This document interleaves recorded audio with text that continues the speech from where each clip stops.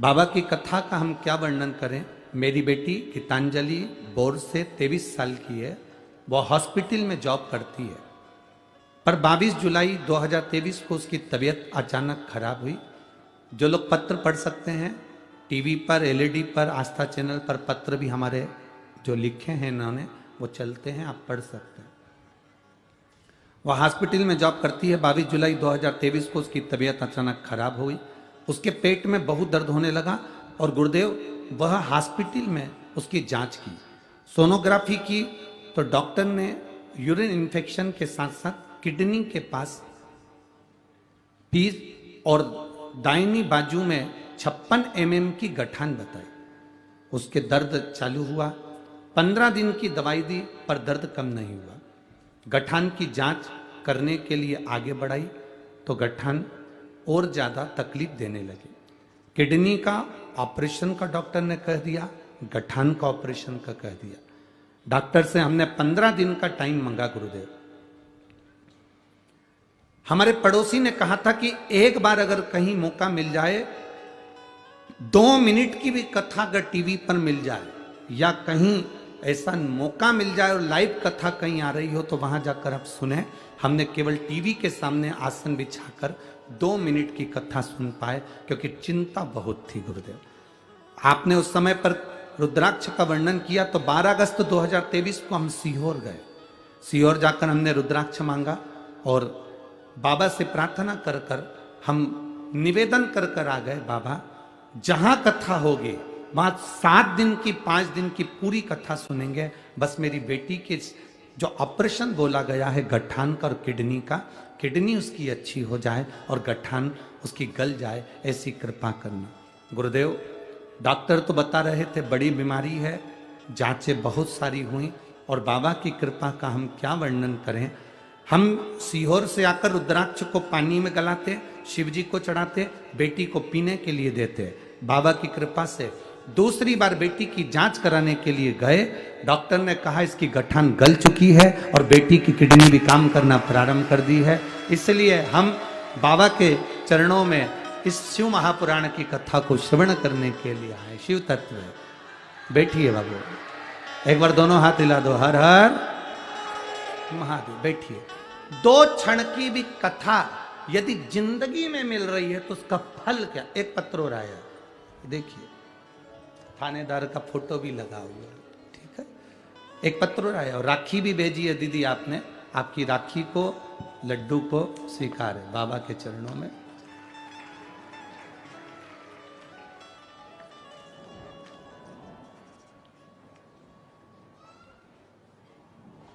पूजा पति सुनील, अंधारे महाराष्ट्र, जिला धाराशिव, भंडारवाड़ी गांव की निवासी है। गुरुदेव, मैं अपना कहीं बैठी हूं तो हाथ हिला सकती हैं। आप ही हैं, दोनों हाथ हिला दो एक बार। बहुत बहुत साधुवाद। पहले तो बधाई आपको थानेदार बनने की, आपके पति देवता को बहुत बहुत साधुवाद। गुरुदेव, परभणी कथा रही आपकी, सांसद महोदय कथा कराए। हमारे पति से हमने कहा हमको कथा में लेकर चलो। उन्होंने कहा कथा बहुत होती रहती है, ऐसी कोई कथा में जाने से क्या फायदा। नहीं, हमने सुना है जो पंडाल में बैठकर 2 क्षण की भी कथा सुनता जो मांगता है वो मिलेगा। पति हंसने लगे, कहने लगे ऐसा नहीं होता, आप हमें लेकर तो चलो। वो नहीं माने। हमारी कथा वहां की छूटी। संभाजी नगर में कथा हुई, तब हमने हमारे पति से कहा हमें एक दिन की कथा आधे घंटे की सुनने दो। हम बाबा से प्रार्थना करेंगे, जो बाबा से मांगता है ना पंडाल में उसको वो मिलता है। पति हंसकर बोले ऐसा होता है, कभी नहीं हो सकता। कहे आप हमें लेकर तो चलो। 1 दिन की कथा हमने पंडाल में बैठकर श्रवण करी और बाबा से प्रार्थना करा। हमारे पति से पूछा तुम बोलो क्या चाहिए। वो कहते हैं बाबा सुनते हैं, हाँ। कथा के पंडाल में सुनते हैं, हाँ। क्या मुझे थानेदार बना सकते हैं? क्यों नहीं बना सकते, बाबा है वो, सब सुनता है। बाबा से प्रार्थना करी। फिर हमने भी हमारे पति से कहा याद रखना महाराष्ट्र में कहीं पर भी कथा होगी तो हमको लेकर जाना है। तो हम बाबा से प्रार्थना कर देते। और मेरे बाबा से मैंने प्रार्थना करी, कथा श्रवण करी, और बाबा की कृपा से मेरे पति थानेदार बन गए। इसलिए मैं बाबा की कथा को श्रवण करने के लिए यहां पहुंची हूं। शिव तत्व की प्राप्ति, बैठिए बहन, हर हर महादेव। शिव की प्राप्ति का केंद्र बिंदु है। एक क्षण की भी कथा हम अपनी जिंदगी में सुन रहे हैं, शिव महापुराण, तो वो पुराण है जो दिल से श्रवण कर लेता है, वो यहां से खाली झोली नहीं भरी हुई लेकर जाता है। ये शिव का। अरे लुटा दिया भंडार काशी, कर दिया मारा काशी। ये शिव तत्व की प्राप्ति, औघड़ी की प्राप्ति।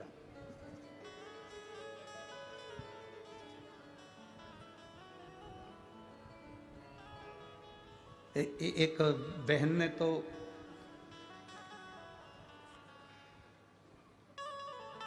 मेरा नाम सुअंकिता जयेश पवार है।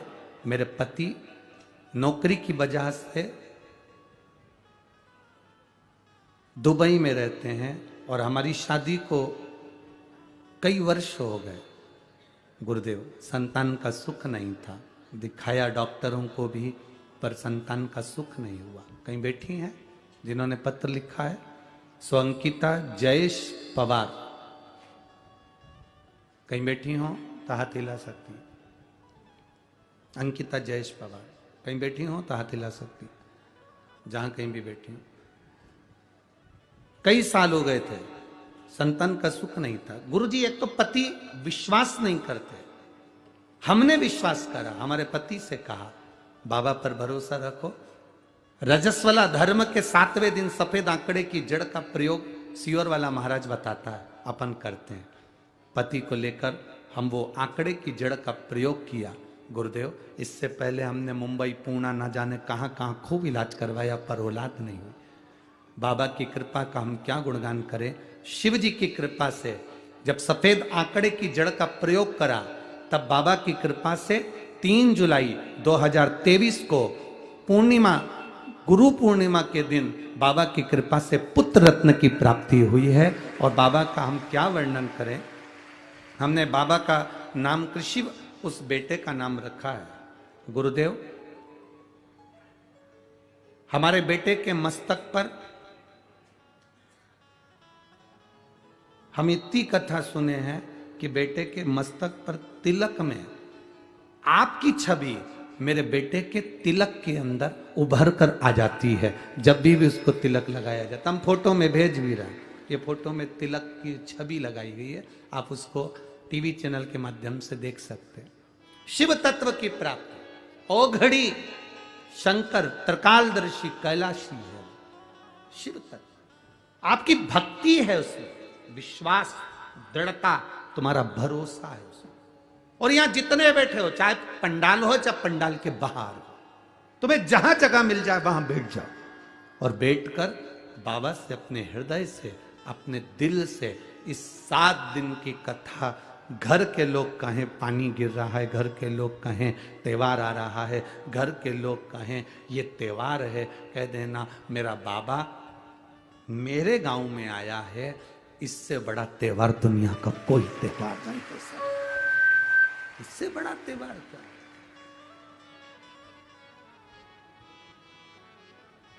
खाली न जाता कोई दर से तुम्हारे, खाली न जाता कोई दर से तुम्हारे, मैं भी खड़ी हूँ नन्ही बाहें पसारे, अपने हृदय लगा लो, लगा लो, गिरा जा रहा उठा लो। ये शिव तत्व की प्राप्ति का केंद्र बिंदु है। हम तो कहेंगे शंकर भाऊ जगताप जी को आप बार बार धन्यवाद देना कि यह पावन कथा पुणे में आ गई है। बहुत बहुत साधु।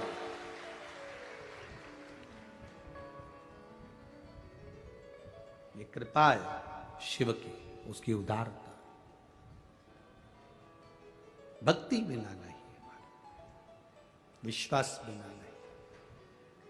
समय आया देवराज बेलपत्री के वृक्ष के नीचे प्राणों को त्यागा तो शिव तत्व को प्राप्त हो।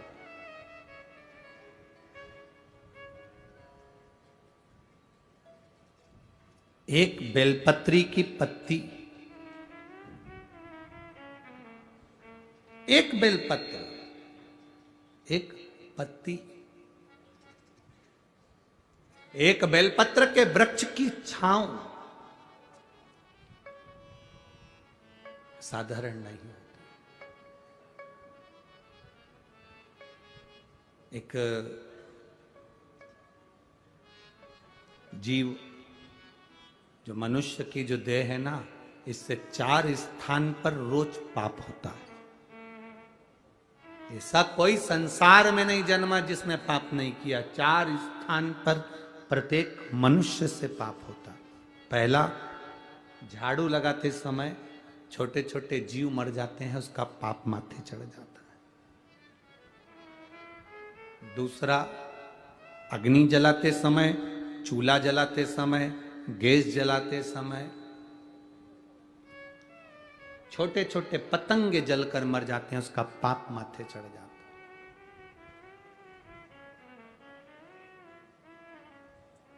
है। स्त्री, किसी पुरुष को हमने कहा कि जब रोटी बनती है, चूल्हा जलता है, लकड़ी में आग लगती है, तब पाप माथे चढ़ता है। तो पुरुष ने कहा हम तो रोटी बनाते ही नहीं है, नारी स्त्री रोटी बनाती है। अगर नारी रोटी बनाती है तो सारा पाप उसी के माथे चढ़ता होगा, सारा पाप उसी के माथे पर चढ़ता होगा। जब स्त्री रोटी बना रही है, नारी रोटी बना रही है, तो पाप उसके माथे चढ़ता होगा। पर इनको बताए कौन? हमारे धर्म शास्त्रों के अनुसार गुरु गोरखनाथ जी का आप लोगों ने दर्शन किया? गोरखनाथ जी का फोटो देखा है? गुरु गोरखनाथ एक हाथ में कमंडल रखते हैं, दूसरे हाथ में चिमटा रखते हैं। क्या रखते हैं? चिमटा। चिमटा देखा है? महिलाओं के पास में चिमटा रहता है रसोई घर में। क्या काम आता है? रोटी को सेकने का। संत भी चिमटा रखते हैं, भजन गाने वाले भी चिमटा रखते हैं। बोलो बोलो, सही है कि गलत है? संत भी चिमटा रख रहे हैं, भजन गाने वाले भी चिमटा रख रहे हैं, और घर की नारी भी चिमटा रखती है। कभी स्त्री से पूछना कि तुम ये चिमटा क्यों रखती हो, और वो भी गैस के पास, चूल्हे के पास, किस लिए रखती है? क्यों रखती हो? जैसे गुरु गोरखनाथ जी की, जहां पर सुंदर गोरखनाथ जी की, जहां पर सुंदर आनंद के साथ में मंदिर होता है, और वहां पर एक सुंदर धुनी जलती रहती है, उस धुनी में एक चिमटा फंसा रहता है। धुनी में जो बल मिलता है उस चिमटे के बल पर मिलता है। तो वहां की जो भस्म होती है, वहां की जो भभूति होती है, वो हमको सुख, एनर्जी और रोग से मुक्ति देती है। एनर्जी भी देती है और रोग से मुक्ति भी देती है। क्या होता है उस चिमटे से?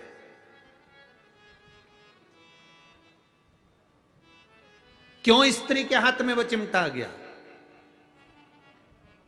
कभी सोचा, कभी विचार किया? संतों की कृपा। एक बार गुरु गोरखनाथ जी महाराज भ्रमण कर रहे थे। भ्रमण करते करते एक स्त्री पर उनकी दृष्टि पड़ी। गुरु गोरखनाथ ने देखा कि ये नारी बड़ी दुखी है, बड़ी दुखी। घर का भोजन बनाना, बर्तन धोना, कपड़े धोना, ध्यान देना, 4 स्थान पर व्यक्ति से पाप होता है। पहला, झाड़ू लगाने की जगह। दूसरा, अग्नि जलने के स्थान पर पतंगे जल जाते हैं। तीसरा, पानी भरते समय, कपड़े धोते समय, स्नान आदि कर्म करते समय, पोछा लगाते समय छोटे छोटे जीव मर जाते हैं, उसका पाप माथे चढ़ जाता है। और चौथा स्थान बताया, चलकर जाने में पाँव के नीचे छोटे छोटे जीव मर जाते हैं, उसका पाप माथे चढ़ जाता है। 4 स्थान पर प्रत्येक मनुष्य से पाप होता है। गुरु गोरखनाथ जी ने उस स्त्री को देखा, उसको देखकर गुरु गोरखनाथ जी ने देखते से अपनी आंखों में जल भर लिया कि ये नारी जगत का कल्याण करने वाली, इसके गर्भ में जो संतान जन्म लेती है वो विश्व का कल्याण करती है, और इस नारी के पास में पाप भ्रमित हो रहा। जल का वो कपड़े धोती है, जीव मरता, उसका पाप माथे। अग्नि जलाती है, उसका पाप माथे। झाड़ू लगाती है, उसका पाप माथे। दिन भर चलती है, उसका पाप माथे। चरण के नीचे जीव मर जाते। इस स्त्री का कल्याण कैसे हो सकता है? इस नारी का कल्याण कैसे हो सकता है? गुरु गोरखनाथ बाबा ने उस नारी के हाथ में, बस उसी समय नारी के पास में गुरु गोरखनाथ जी ने अपनी सूचना पहुंचाई कि नारी, अगर एक जैसा चिमटा मैं रखता हूं और चिमटे से पाप दूर भाग जाता है, वो चिमटा अगर नारी के रसोई घर में होता है तो पाप दूर भाग जाता है। कितनी माताएं बैठी हैं जिनके घर में है रोटी, कई काम लेती हो ना, उसको कहां रखती हो? रसोई घर में, गैस के पास में रखा रहता, कहीं टंगा रहता, कहीं पास, जहां अग्नि है, जहां चूल्हा है, उसके पास में चिमटा।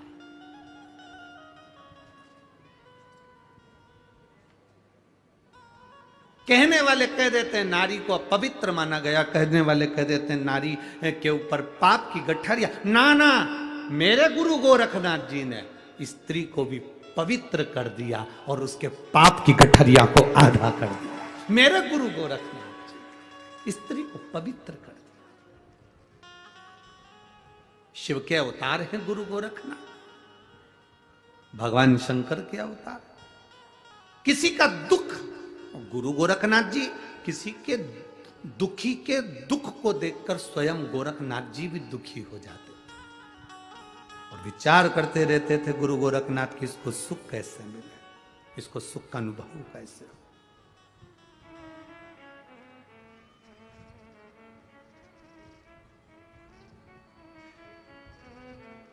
तो जिन पुरुष कहे कि, कोई पुरुष कहे कि स्त्री रोटी बनाती है पाप उसके माथे चढ़ेगा, झाड़ू स्त्री लगाती है पाप उसके माथे चढ़ेगा, कपड़े स्त्री धोती है पाप उसके माथे चढ़ेगा, तो ये अंदाजे में मत रहना, चिमटा है, चिमटा है। ऋषि, संत, साधु, नागा साधु, तपस्वी, साधक, उपासक, भजन करने वाले अपने हाथ में चिमटा रख लेते। किसी ने पूछा, स्त्री चिमटे से रोटी पकड़ती है, संत क्या पकड़ते हैं? हम कहते हैं वो भगवान की भक्ति को पकड़कर जनमानस का कल्याण कर देते हैं। जनमानस,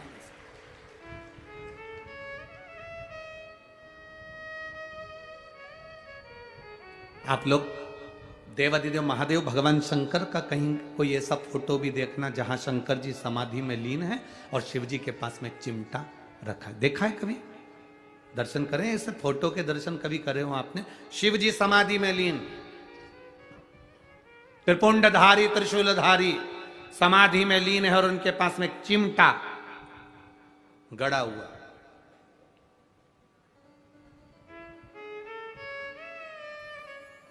सुख प्रदान करना।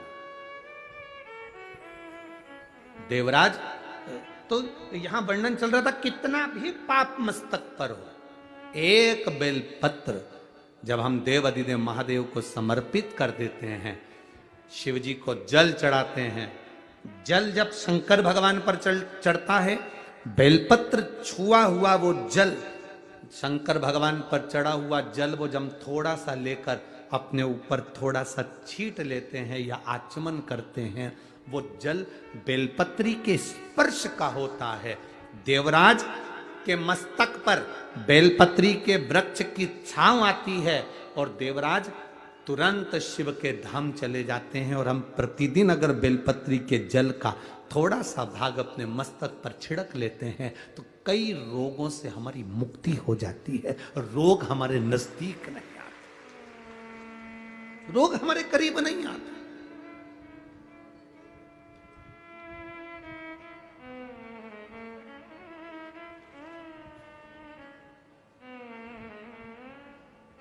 अष्टविनायक में एक विनायक, सबसे प्रबल विनायक, अष्टविनायक में सबसे प्रबल।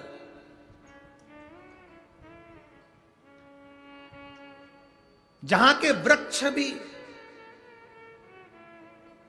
मोर का रूप लेकर आवाज लगाते हैं शिव जी को,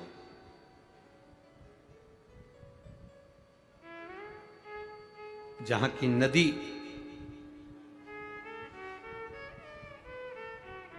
सिंधुरासुर असुर के कारण करहा रही है, तो उस नदी का नाम भी करहा पड़ गया। ऐसे देव अधिदेव महादेव, ऐसे मेरे शिव, ऐसे मेरे ओघड़ी, शंकर की पवित्र पावन भूमि मयूरेश्वर भगवान श्री मयूरेश्वर गणेश विनायक, अष्टविनायक में एक विनायक।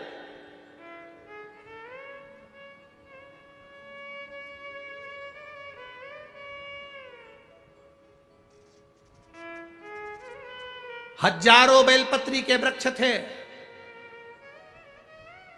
हजारों बेलपत्री के वृक्ष मोरगांव के अंदर, हजारों।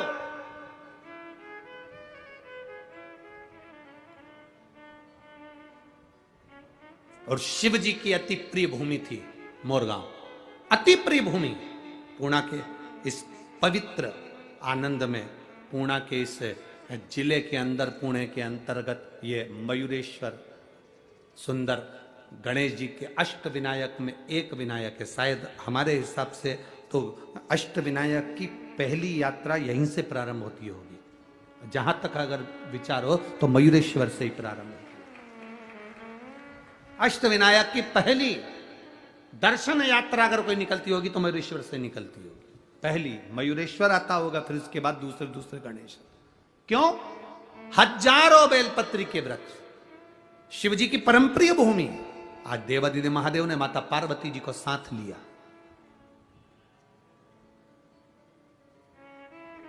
जिस समय पर देवराज के प्राण छूट गए, शंकर भगवान ने देवराज को नंदी पर बिठाया। नंदी पर बिठाकर भगवान शंकर देवराज को लेकर कैलाश धाम चले गए तो पार्वती जी ने भगवान शिव जी से प्रश्न किया। भगवान शंकर से प्रश्न कर रही है मां पार्वती, मां जगत जननी, मां जगदम्बा, बाबा ये देवराज तो महापापी था, इसने तो धन चुराया लोगों का, वैभव चुराया लोगों का।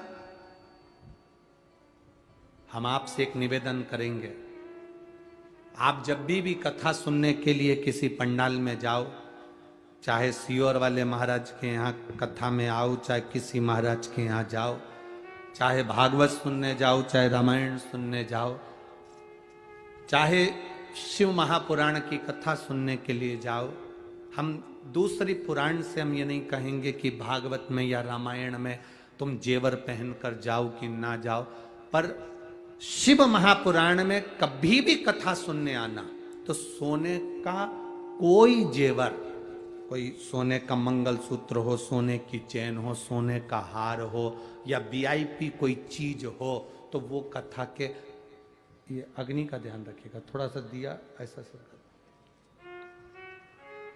नीचे से पकड़ के सरका,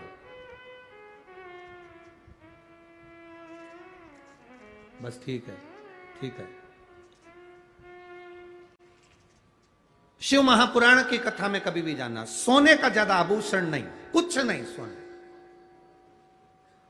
मेरे ओघड़ी जैसे जाओ। हम शंकर जी को दिखाने जा रहे हैं कि शंकर जी से मांगने जा रहे हैं। हम शिव जी से कहने जा रहे हैं कि तेरा नाम कुबेरेश्वर महादेव है, तेरा नाम कुबेरेश्वर महादेव है, तो कुबेर का भंडार भरने वाला है, तो साधारण नहीं है। हम तेरे चरणों में आए हैं और जो देगा तू देगा। यहां आने से पहले आप जी सोने की चेन मैन मंगलसूत्र जो भी सोने का सामान है आपके पास में जो आर्टिफिशियल है वो पहन, पर यहां सोने का आभूषण नहीं, उसके द्वार पर आ रहे हैं। कारण तुम्हारा कोई सामान चले गया तो तुम्हारा दिल दुखेगा, और तुम्हारा दिल नहीं दुखेगा, सबसे ज्यादा दिल मेरे महादेव का दुखेगा कि इसकी कोई वस्तु यहां आई थी और चली गई। दिल महादेव का दुखेगा। और एक बात आप लोगों से कहना चाहेंगे, चोटों की तो आदत रहती है, वो आते हैं, जैसे कथा सुनने धर्मात्मा आते हैं, पुण्यात्मा आते हैं, संस्कारवान लोग आते हैं, बड़े पुण्य वाले लोग आते हैं, तो कथा सुनने चोटे भी आते हैं। ऐसा नहीं है कि नहीं। पर एक बात बताओ, चोटों ने ना जाने कितनी कथाओं में कितनी चेन काटी होगी। एक चेन अगर काटी होगी तो लाख रुपए की होगी। बोलो तो सही है कि गलत है? जम के तो बोलो जरा, सही है ना?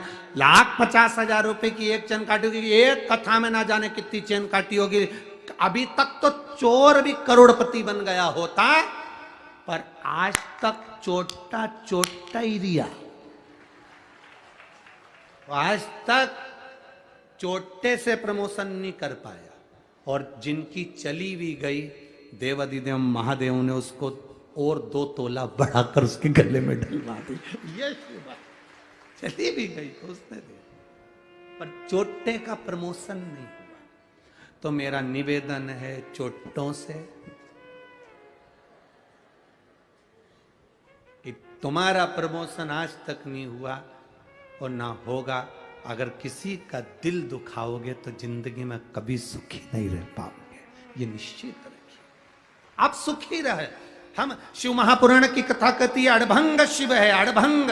शंकर की भक्ति में जब जाना, शंकर की भक्ति में जब पहुंचना, तब अपने हृदय से पहुंचना, दिखावे से नहीं। शंकर को छल की जरूरत नहीं है, शंकर को छल नहीं चाहिए, शंकर को एक लोटा जल चाहिए।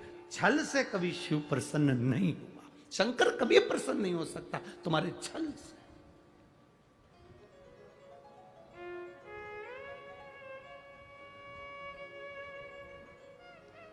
शिव की प्रसन्नता ही है सारी समस्या का हल, एक लोटा जल। ना तो यहां पर कोई बेल है, ना भभूति है, ना कोई तंत्र है, ना मंत्र है, ना कोई कुछ भी यहां पर नहीं है। शिव महापुराण में कुछ भी नहीं। शंकर जी को दिखावा प्रिय नहीं है, तो हम दिखावे की बात क्यों करें? यहां तो केवल एक चीज चलती है, मुख से निकला हुआ श्री शिवाय नमस्तुभ्यम, और दूसरा है तुम्हारे हाथ में एक लोटा जल। बस इससे तुम दुनिया में विजय प्राप्त कर सकते हो। दुनिया में जैसे शिवाजी महाराज के पास में क्या था, शिवाजी के पास में क्या था?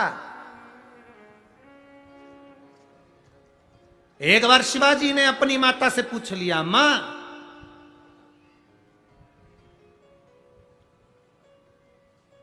अगर दुश्मन प्रबल भी है, बहुत प्रबल दुश्मन है, और उस दुश्मन को भी आधा करना हो।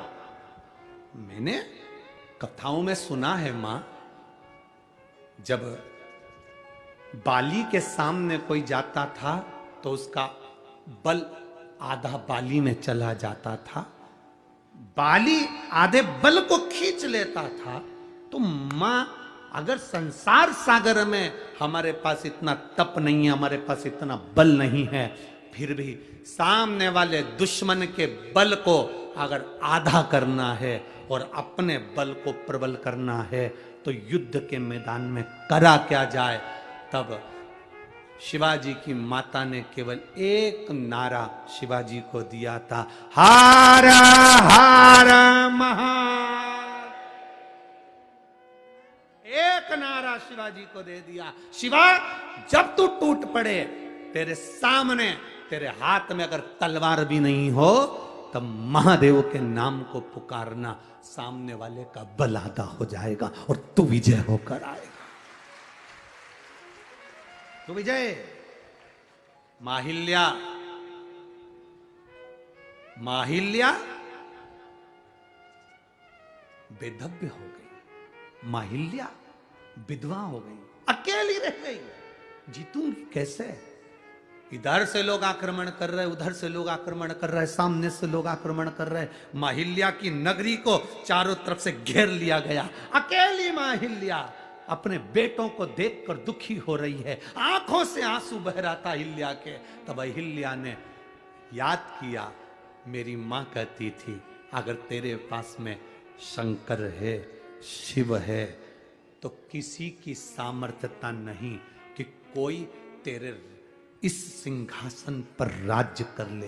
अहिल्या ने सोचा, ऐसा मां के शब्द माता अहिल्या को याद आए और मां अहिल्या अपने हाथ में शंकर के शिवलिंग को उठाकर चारों तरफ से जब द्रोही सेना लेकर खड़े हो गए, तब मां अहिल्या शिवलिंग को हाथ में लेकर खड़ी हो गई। द्रोहियों विचार करने लगे कि इधर से हमारी सेना लेकर आ रहा है, उधर से ये सेना लेकर आ रहा है। मां अहिल्या की सेना उस समय पर तैयार नहीं हो पाई युद्ध के लिए, क्योंकि चारों तरफ से द्रोही चढ़ रहे थे। हुआ क्या? माहिल्या ने अपनी माता के शब्द याद करे कि एक शंकर का शिवलिंग अगर तुम्हारे पास में है तो वो द्रोहियों के लिए हथगोले और बम के बराबर है। और माहिल्या ने वो शिवलिंग अपने पास रखा। इधर से जो सेना आई वो इधर की सेना से भिड़ ली, पीछे की सेना आगे की सेना से भिड़ ली, और सिंहासन माहिल्या का फिर बच गया, केवल एक देवादिदेव महादेव के लिए, केवल एक शिव तत्व के लिए, एक शंकर का शिवलिंग। आप लोगों ने माता अहिल्या की मूर्ति का दर्शन किया है कभी? माता अहिल्या के फोटो का दर्शन किया है कभी? माता अहिल्या की मूर्ति ऐसी कभी नहीं बनी जिस मूर्ति में माता अहिल्या के हाथ में शिव जी नहीं। माता अहिल्या का ऐसा कोई फोटो नहीं मिलेगा जिसमें माता अहिल्या के हाथ में शंकर का शिवलिंग नहीं। क्यों? क्योंकि माता अहिल्या कहती हैं, ये शिव तत्व मेरे भीतर है, इसलिए आज मैं राजमाता बनकर बैठ सकी। एक विधवा, एक बेधव्य, जिसका पति चले गया हो, वो नारी अपने आप को अकेला समझती है। अब होगा क्या? कौन देखेगा? कौन संभालेगा? क्या होगा? उस नारी को चाहिए तुम अकेले नहीं हो, बोल बम का नारा है और बाबा एक शिव तत्व तुम्हारे भीतर है, शंकर तुम्हारे अंदर है। उस शिव तत्व को तुम्हें प्रकट करना है, उस शिव तत्व को तुम्हें प्रसन्न करना है।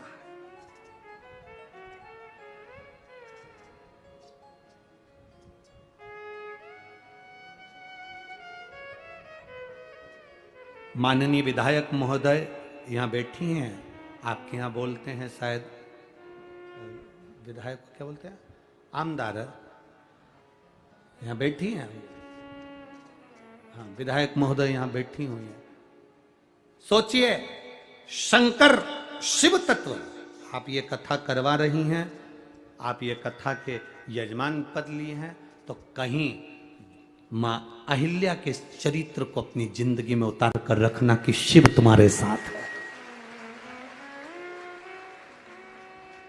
ये भीतर उतार कर रखना। कोई चले जाए, कोई अच्छा था और वो अच्छा ही ये कथा देकर गया, ये समझिए, ये शिव तत्व दिया है, वो घड़ी कोई साधारण नहीं हो सकता। तेरी कृपा बिना ना हिले एक भी अणु, लेते हैं श्वास तेरी कृपा से।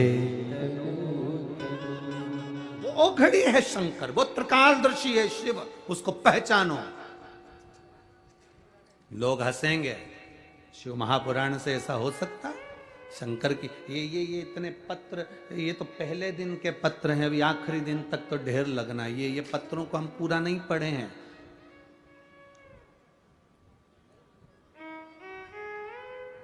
इन पत्रों को पूरा नहीं पढ़ा, जब हाथ में आएंगे पढ़ेंगे, उसका स्मरण करें। इनमें लिखा, उसने अपने हृदय की बातों को लिखा है। लोगों ने क्या दिया देवादिदेव महादेव? और आज आप लोग इस कथा को पुणे की इस पावन धरा पर बैठकर श्रवण कर रहे हो ना सांगवी में, अगली कथा अगर महाराष्ट्र में कहीं पर भी होगी ना, एक पत्र तुम्हारा भी वहां पर लिखा हुआ आएगा कि मेरे को बाबा ने ये दिया, ये कृपा मेरे बाबा ने करी है। ये नासिक से आई बहन लिख रही है, केवल 15 दिन मांगे थे डॉक्टर से, केवल 15 दिन। ये 15 दिन दे दो, फिर हम किडनी का भी ऑपरेशन कराएंगे और उस गठान का भी ऑपरेशन करेंगे, केवल 15 दिन। अब 15 दिन में इसका कितना विश्वास होगा उस देवादिदेव महादेव के प्रति कि वो करेगा, वो करेगा, वो साधारण नहीं है। मेरे भोले तेरा सहारा है, मेरे भोले तेरा सहारा है, मेरी नैया का तू किनारा है, मेरी नैया का तू किनारा। ये शिव तत्व की प्राप्ति का केंद्र बिंदु है। पार्वती जी ने शिव जी से कहा, बाबा भोलेनाथ आप ये पापी जीव को लेकर आ गए, ये देवराज ब्राह्मण था, ब्राह्मण के घर में जन्म लिया, ब्राह्मण कुल में जन्म लिया, पर इसने कभी ब्राह्मण कर्म नहीं किया, लोगों की दिल दुखाया, जान दुखाई, चोरी करके लाता था। कितना दिल दुखता होगा जिसके घर से चोरी करके लाता होगा। कैसे कैसे व्यक्ति जोड़ जोड़ के 1-1 रुपया इकट्ठा करे और चोर लेकर चले जाए, तो उसका दिल कितना दुखता हो, हृदय कितना दुखता हो।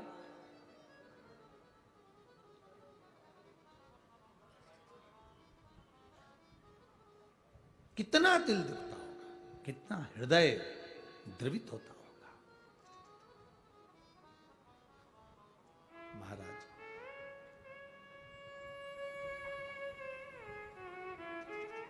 कभी हमारा दिल दुखता है एक घोड़े को देखकर, उस पे लोग बैठकर जा रहे हैं, एक बैल,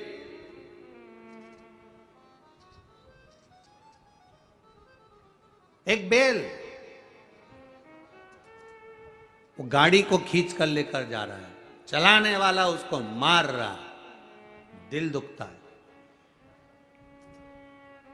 पर कभी उस बैल के पूर्व के जन्म के क्रम को उठाकर देखना तो विष्णु पुराण में लिखा है कि ये जितने योनियां मिलती हैं, ये योनियां अगर घोड़ा बना और उस पर चाबुक पड़ रहा है, कोई बैल बना उसको लोग डंडे से मार रहे हैं, कोई जानवर उसको लोग पीट रहे हैं, वो चले जा रहा है, आंख से आंसू बहते चले जा रहे हैं, इनको देखो तो अपने को दिल दुखता है कि ये क्यों मार रहे हैं। पर विष्णु पुराण कहती है, गरुड़ पुराण कहती है, पूर्व में इसने किसी का दिल दुखाया था, इसलिए वो जिसका दुखाया था वो कोड़े से पीट पीट कर उसको चला रहा है, इसने इसका खाया था इसलिए उससे वापिस ले रहा है। ये कर्म की गति है। मत बुरे कर्म कर बंदे वरना पछताएगा, भगवान की आंखों से तू बच नहीं पाएगा, तू बच नहीं पाएगा। अरे ओ अज्ञानी मत करना,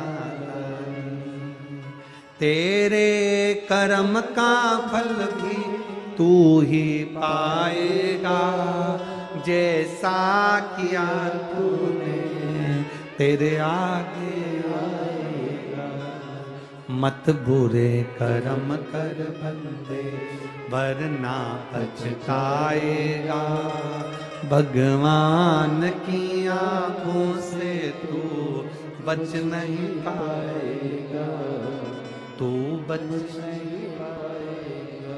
अपने कर्म की गति को भोगना पड़ता है।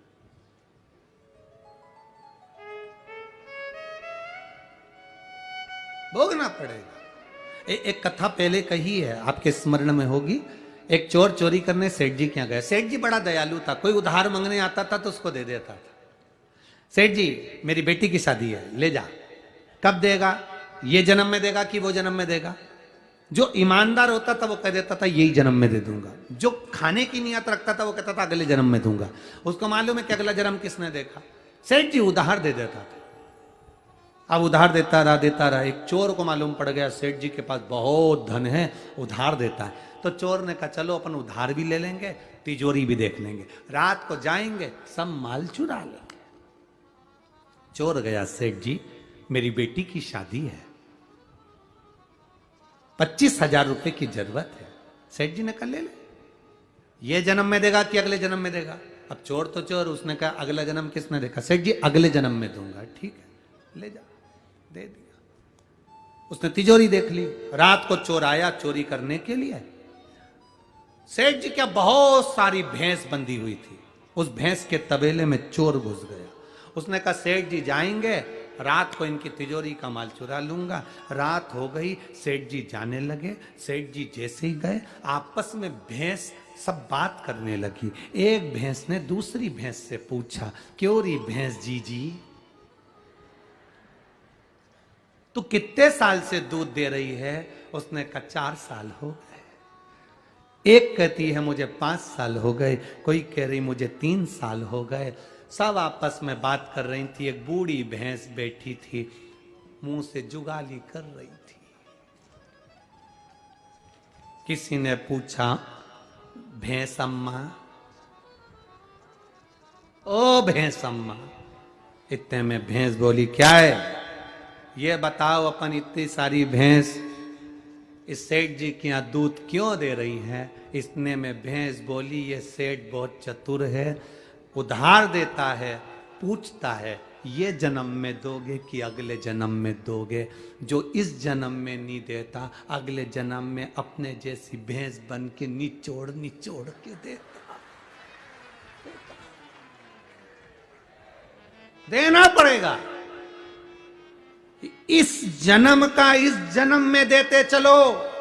पहले भी कथा में कहा, कपड़े पर कॉफी गिर जाए तो अब भी की अब भी धो लो, चाय गिर जाए तो अब भी की अब भी धो लो, सब्जी गिर जाए तो अब भी की अब भी धो लो। 2-3 घंटे के बाद चाय धोगे तो दाग धुलेगा? बोलो बोलो जम के बोलो रे, नहीं धुलेगा। चाहे तुम अच्छे पाउडर से धो, चाहे कैसे भी धो, चाय गिरी तुरंत धोया, चाय साफ। कॉफी गिरी तुरंत धोया, कॉफी साफ। सब्जी गिरी तुरंत धोया, सब्जी साफ। बाद में धोगे तो वो दाग रह जाएगा। इसलिए पाप अगर अभी करो तो अभी साफ करो, अभी।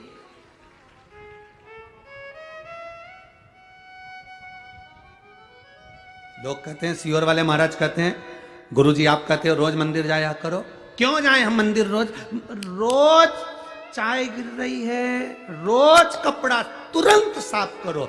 रोज मोबाइल पे दिन भर झूठ बोलते हो, इसलिए एक लोटा जल चढ़ा के साफ।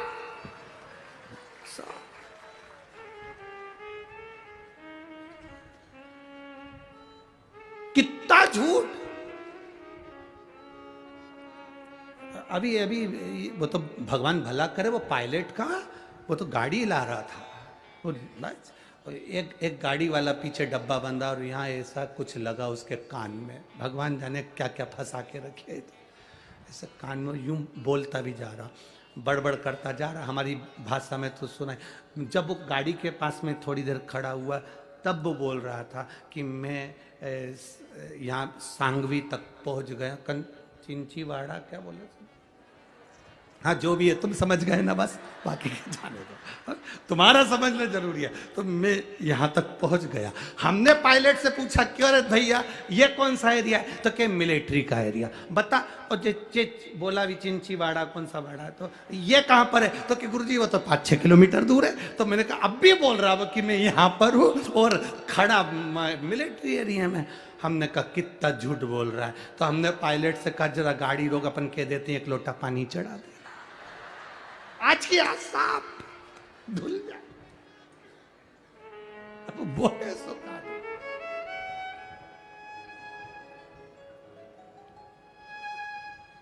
अभी चाय गिरी अब भी धो लो, पानी की सब्जी गिरी धो लो, अभी की अभी कॉफी गिरी धो लो, कपड़ा साफ। रोज पाप करते हो तो रोज शंकर जी के मंदिर जाके एक लोटा जल चढ़ा के अपने पाप को रोज धो लो, कपड़ा साफ, रोज साफ क्लीन। फिर तो लोग भी तुमसे पूछ लेंगे, जैसे पुराने जमाने की टीवी पे पूछते थे, राजू तुम्हारे दांत तो मोतियों जैसे चमक रहे हैं। बस फिर कोई भी तुमसे पूछ लेगा, कमला बहुत क्वीट क्वीट दिख रही हो, फिर कोई भी पूछ लेगा तो तुम कह सकती हो, ये चमक ये दमक फुलवन में महक सब कुछ सरकार तुम ही से है, एक लोटे जल की चमक है जो मेरे चेहरे पर चमक रही है। फिर कह सकते हो क्रीम की चमक 2 महीना 3 महीना 4 महीना 6 महीना रहती है, पर अच्छे कर्म की चमक मरते दम तक रहती है, आखिरी तक चमकता है। और तुम देख लो, तुम खुद देख लो, एक होती है सास, एक होती है बहू। बहू को देखना तुम कितना मेकअप करती तब चमकती, और सास को देखना ओल्ड इज गोल्ड, कितनी चमकेगा सास को एकदम चमक। सास कुछ नहीं करती, बस ऐसे ही बाल माल को लगा लोगों के बिंदी लगा के उनके होठ भी अगर ऐसे थोड़े बहुत रूखे रह जाए तो थूक निकाल के पोछ पोछ के। और सास तो 1-2 घंटे तक ऐसी कुछ भी नहीं करती तुम्हारे जैसी कि 1 घंटे तक तुम पहले लाइन खींचो फिर वहां में डब्बा भरो, ऐसी सास नहीं करती। सास तो एक ही बार में ऐसी लिपस्टिक भी ले लेंगे तो चूल्हा लगा के और जो देखे वो सास तो सास, उसको कोई मतलब ही नहीं। तुम्हारी चमक तुम्हारे पास, पर जो बुजुर्ग है उसके चेहरे की जो चमक होती है वो चमक इन मेकअप से नहीं होती। बुजुर्ग की चमक भगवान की भक्ति से तीव्र बन जाती है, शिव तत्व से तीव्र बन जाती है, शंकर की उदारता से तीव्र बन जाती है। ये चमक ये दमक फुल वन में महक सब कुछ सरकार तुम ही से है। तो ये हम अगर आज पाप कर रहे हैं तो आज धोते चलो, हम आज झूठ बोल रहे हैं आज पुण्य करते चलो, आज हमने गलत किया तो उसको पुण्य करते। मत बुरे कर्म कर वरना पछताएगा, भगवान की आंखों से तू बच नहीं पाएगा, तू बच नहीं पाएगा। इसलिए याद रखना तेरा क्या होगा रे कालिया, ये याद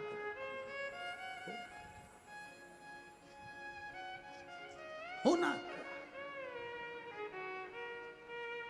अपनी चित्त वृत्ति को परमात्मा में। देवाधिदेव महादेव से माता पार्वती जी ने पूछ लिया कि ये तो पापी जीव है, चोरी करता था, गलत काम करता था, और इसको तुम नंदी पर बिठा कर लेकर आ गए, इसको तुम यहां लिया, नंदी पर बिठा कर लेकर आ गए, नंदी पर लेकर आए।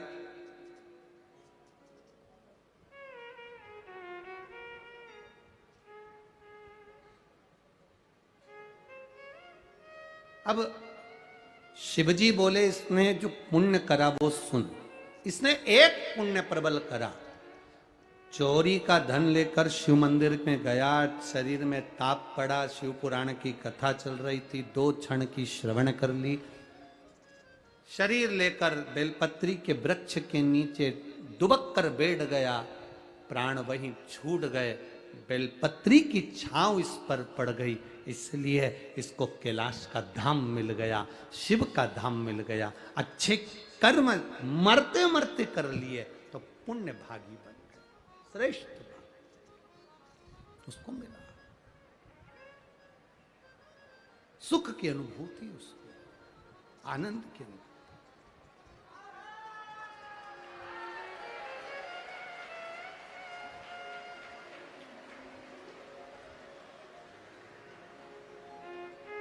बोल गंगेश्वर महादेव की, हर हर गंगे। शिव तत्व की प्राप्ति है। पार्वती जी ने शिव जी से जब बात करी, संवाद किया, कहा, निवेदन करा, प्रार्थना, बाबा मेरे एक मन है, शिव जी ने पूछा क्या? क्या पापी से पापी जीव भी अगर बेलपत्री के वृक्ष की छांव के नीचे आ जाता है तो उसका कल्याण हो जाता है? क्या उसकी मुक्ति हो जाती है? उसका मोक्ष हो जाता है? बाबा कहते हैं सुनो पार्वती, जिसके आंगन में, जिसके घर में एक बेलपत्री का पौधा होता है, जिसके आंगन में, जिसके घर में एक बेलपत्री का पौधा होता है, या उसने आंगन में या घर में बेलपत्र ना लगाई हो, किसी मंदिर में, देवालय में, शिवालय में, बगीचे में, बाग में, सरोवर के तट पर, बावड़ी के तट पर, जंगल में, कहीं किसी स्थान पर अपने जीते जी अगर उसने एक बेलपत्री का पौधा लगाया होता है, शिव जी कहते हैं उस जीव का दूसरी बार पृथ्वी पर जन्म नहीं होता, वो शिव धाम को चला जाता है। शिव धाम को चला।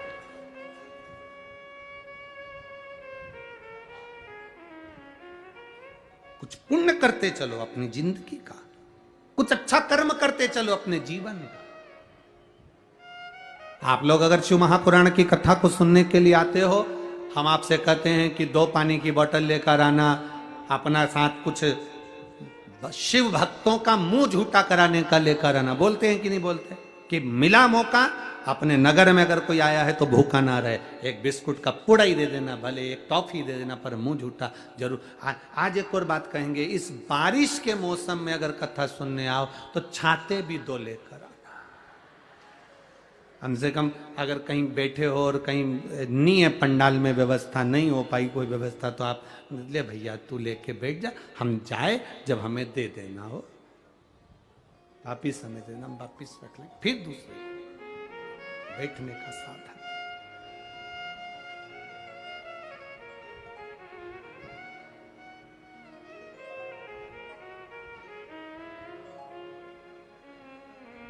अरे भोले भंडारी रे, दूर करो दुख मेरा, ओ त्रिपुरारी रे, दूर करो दुख मेरा। पार्वती जी शिव जी से कह रही हैं, पापी से पापी जीव का कल्याण है बेलपत्र। हाँ,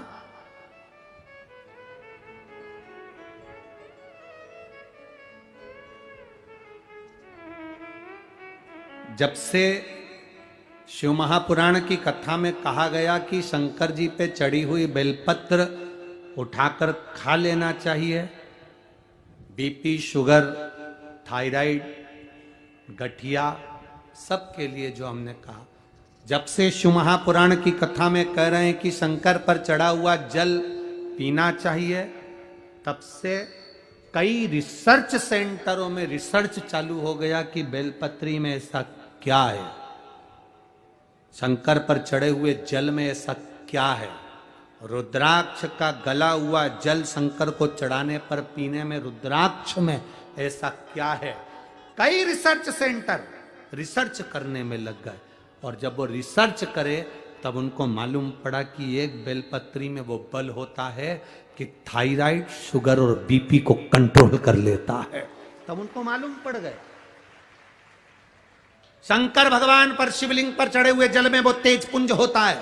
शिव जी पे चढ़े हुए शंकर भगवान के शिवलिंग पर बेलपत्र चढ़ती, धतूरा चढ़ता, पुष्प चढ़ता, उसका जो जल अगर मिल भी गया, स्पर्श हुआ, जल भी हमारे को प्राप्त हुआ है, तो उसका फल क्या हो? उसको आनंदता प्राप्त।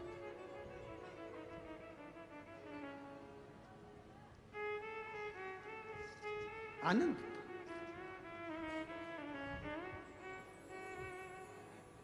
एक पत्र आया है,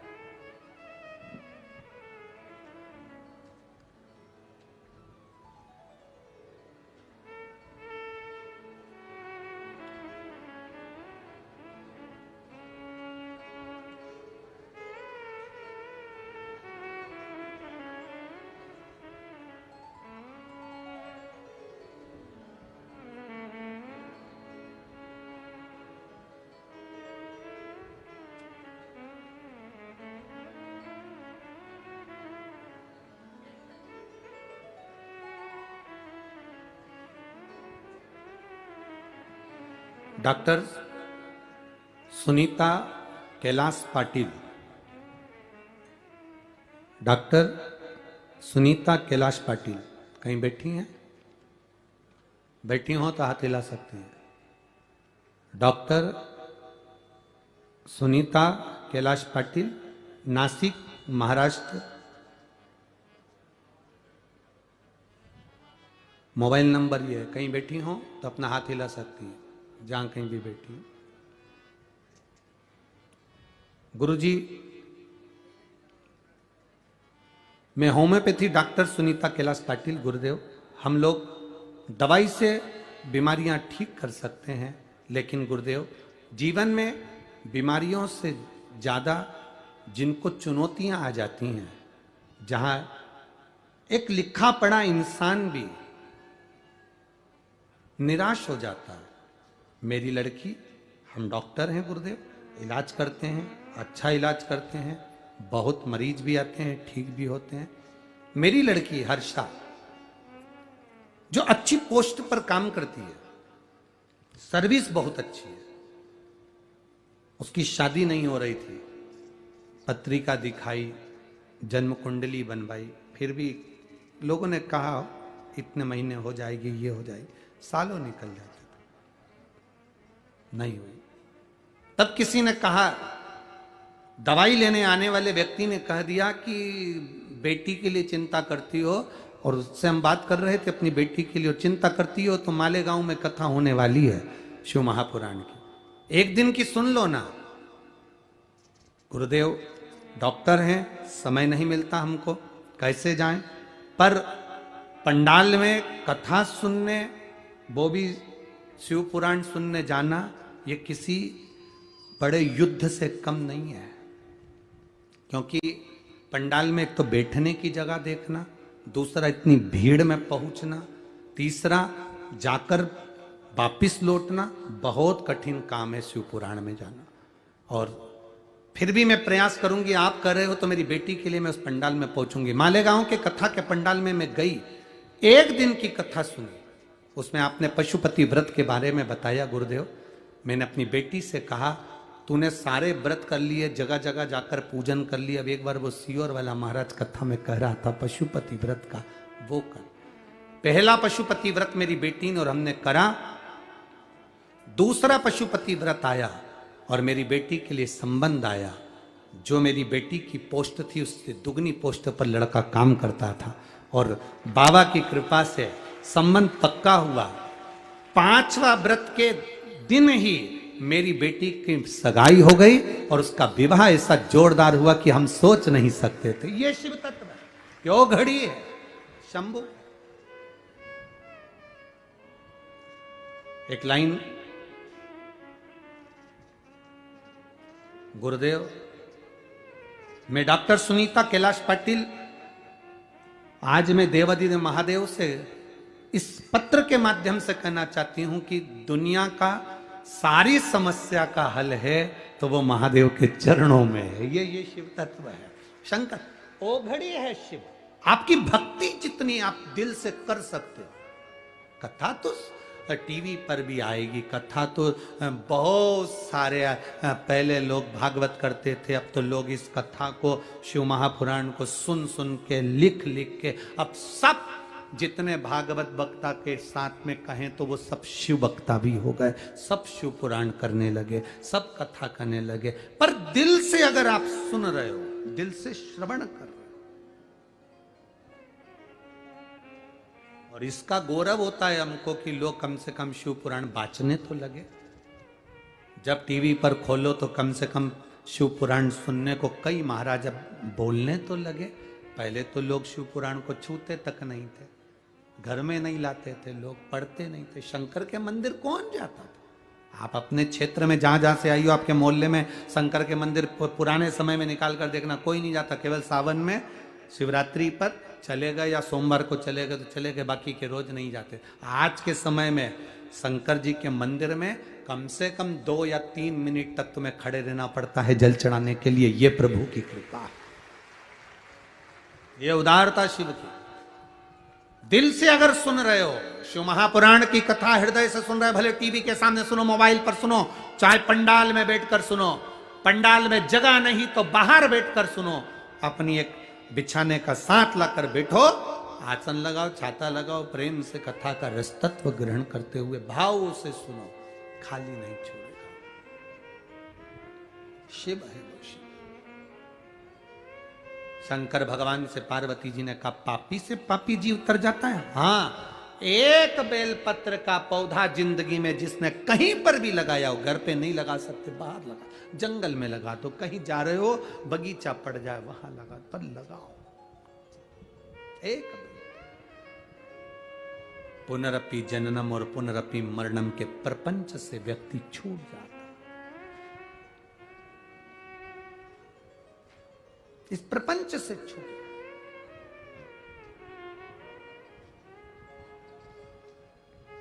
पार्वती जी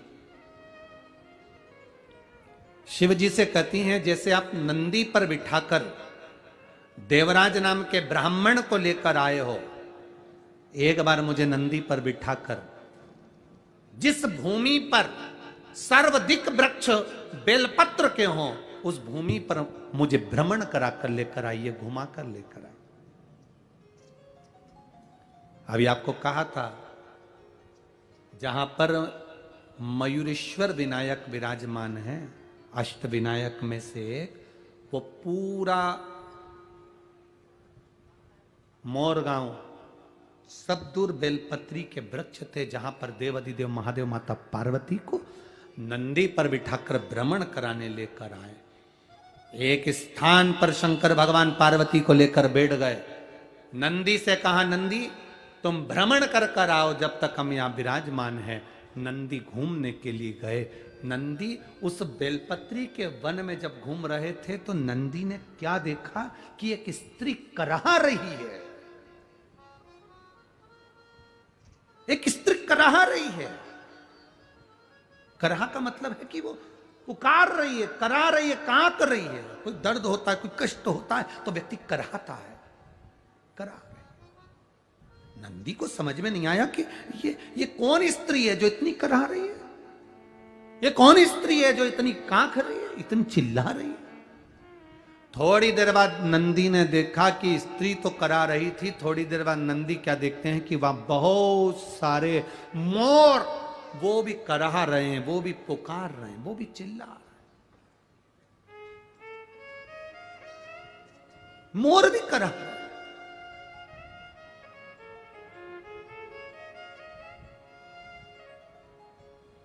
अब नंदी को विचलितता हुआ।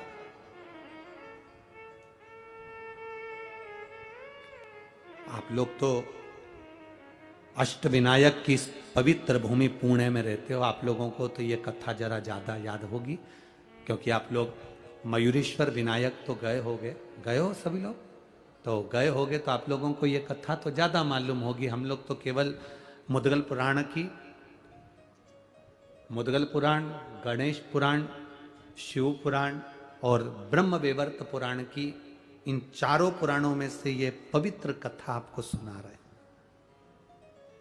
कोई आपसे पूछे कि गुरुजी ने अष्टविनायक की कथा काय में से सुनाई, ये पूरा चरित्र काय में से सुनाया, तो आप कह सकते हो मुद्गल पुराण में से श्रवण कराया, आप कह सकते हो ब्रह्म वैवर्त पुराण में से, गणेश पुराण में से, शिव पुराण में से श्रवण।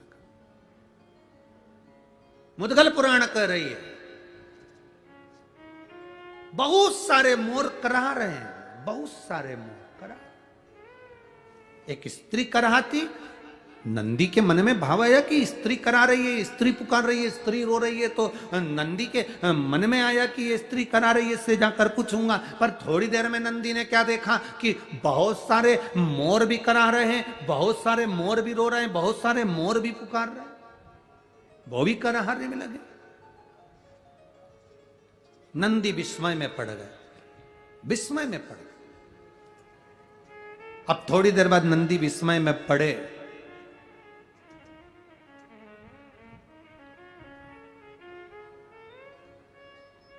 तो नंदी ने देखा क्या, जो स्त्री कराह रही थी वो नदी का रूप ले लेती है। मयूरेश्वर विनायक का दर्शन करने जाओ तो वो मयूरेश्वर विनायक कौन सी नदी के तट पर है, तो आप बताएंगे कराह नदी के तट पर। कौन सी नदी है? कराह नदी। स्त्री ने नदी का रूप ले लिया। थोड़ी देर बाद नंदी ने देखा कि मोर ने बेलपत्र के वृक्ष का रूप ले लिया, किसी ने कोई दूसरे वृक्ष का रूप ले लिया। अब तो नंदी और विस्मय में पड़ गए, कभी ये स्त्री बन जाती है, कभी ये मोर बन जाते हैं, कभी पेड़ बन जाते हैं। ये गजब का वन है, ये मोर गांव तो बड़ा गजब का गांव है। बताओ, ये तो बड़ा विचित्र वन है, विचित्र गांव है, जहां पर लोग इस वन में कभी वृक्ष बन रहे हैं, कभी मोर बन रहे हैं, कभी स्त्री बन रही, कभी नदी बन रही। चिंता बढ़ी, टेंशन बढ़ी, चिंता व्याप्त। अब नंदी से रहा नहीं गया तो नंदी तुरंत देखकर उनको तुरंत दौड़कर देवादिदेव महादेव के पास पहुंच गए। शिव जी बैठे थे पार्वती जी के साथ। पार्वती जी का भी ध्यान नहीं गया कि देवादिदेव महादेव ने समाधि ले ली है। देवादिदेव महादेव ने तब साधना में लीन हो गए, नेत्र बंद कर लिए शंकर भगवान ने। कोई कोई होता है, कभी कभी गाड़ी चलाते चलाते पति भी तब साधना में डूब जाता है। पत्नी कहती रहती है, सुनो आज मैं कैसी लग रही, उसे कोई फर्क नहीं पड़ता, वो तो तब साधना में लीन है। गाड़ी ड्राइव कर रहा है, चलते जा रहा है, पत्नी बोल रही है, सुनो आते आते अपन बच्चों के लिए यहां से कपड़े खरीद लेंगे, अच्छा मॉल खुला है। पति के ध्यान में जो गाड़ी ड्राइव कर रहा है, तब साधना में लीन है, समाधि में लीन है। पत्नी बोलती जा रही है, बोलती जा रही है, बोलती जा रही है। और जब फिर पत्नी चिल्ला के बोली, तब साधना टूटी, तब टूटी। कल वो कल सारी दुनिया में हिंदी दिवस मनाया। बोलो, अरे बोलो तो जम के, मनाया कि नहीं मनाया? कौन सा दिवस था? हिंदी दिवस। लोग कहते हैं अंग्रेजी भारी होती है, अंग्रेजी बड़ी प्रबल होती है। हम भारत के निवासी कहते हैं हिंदी बड़ी प्रबल होती है। तो उन्होंने, किसी ने पूछा हिंदी कैसे प्रबल होती है? हमने कहा किसी के भी घर में चले जाओ, जब झगड़ा हो रहा हो तो पत्नी एक ही बात कहती है, बार बार नहीं समझाऊंगी, एक बार अच्छी हिंदी में समझा दी ना तो फिर मत बोल। बस उतने में पति समझ जाता है कि हिंदी बोल्ड है, हिंदी प्रबल है।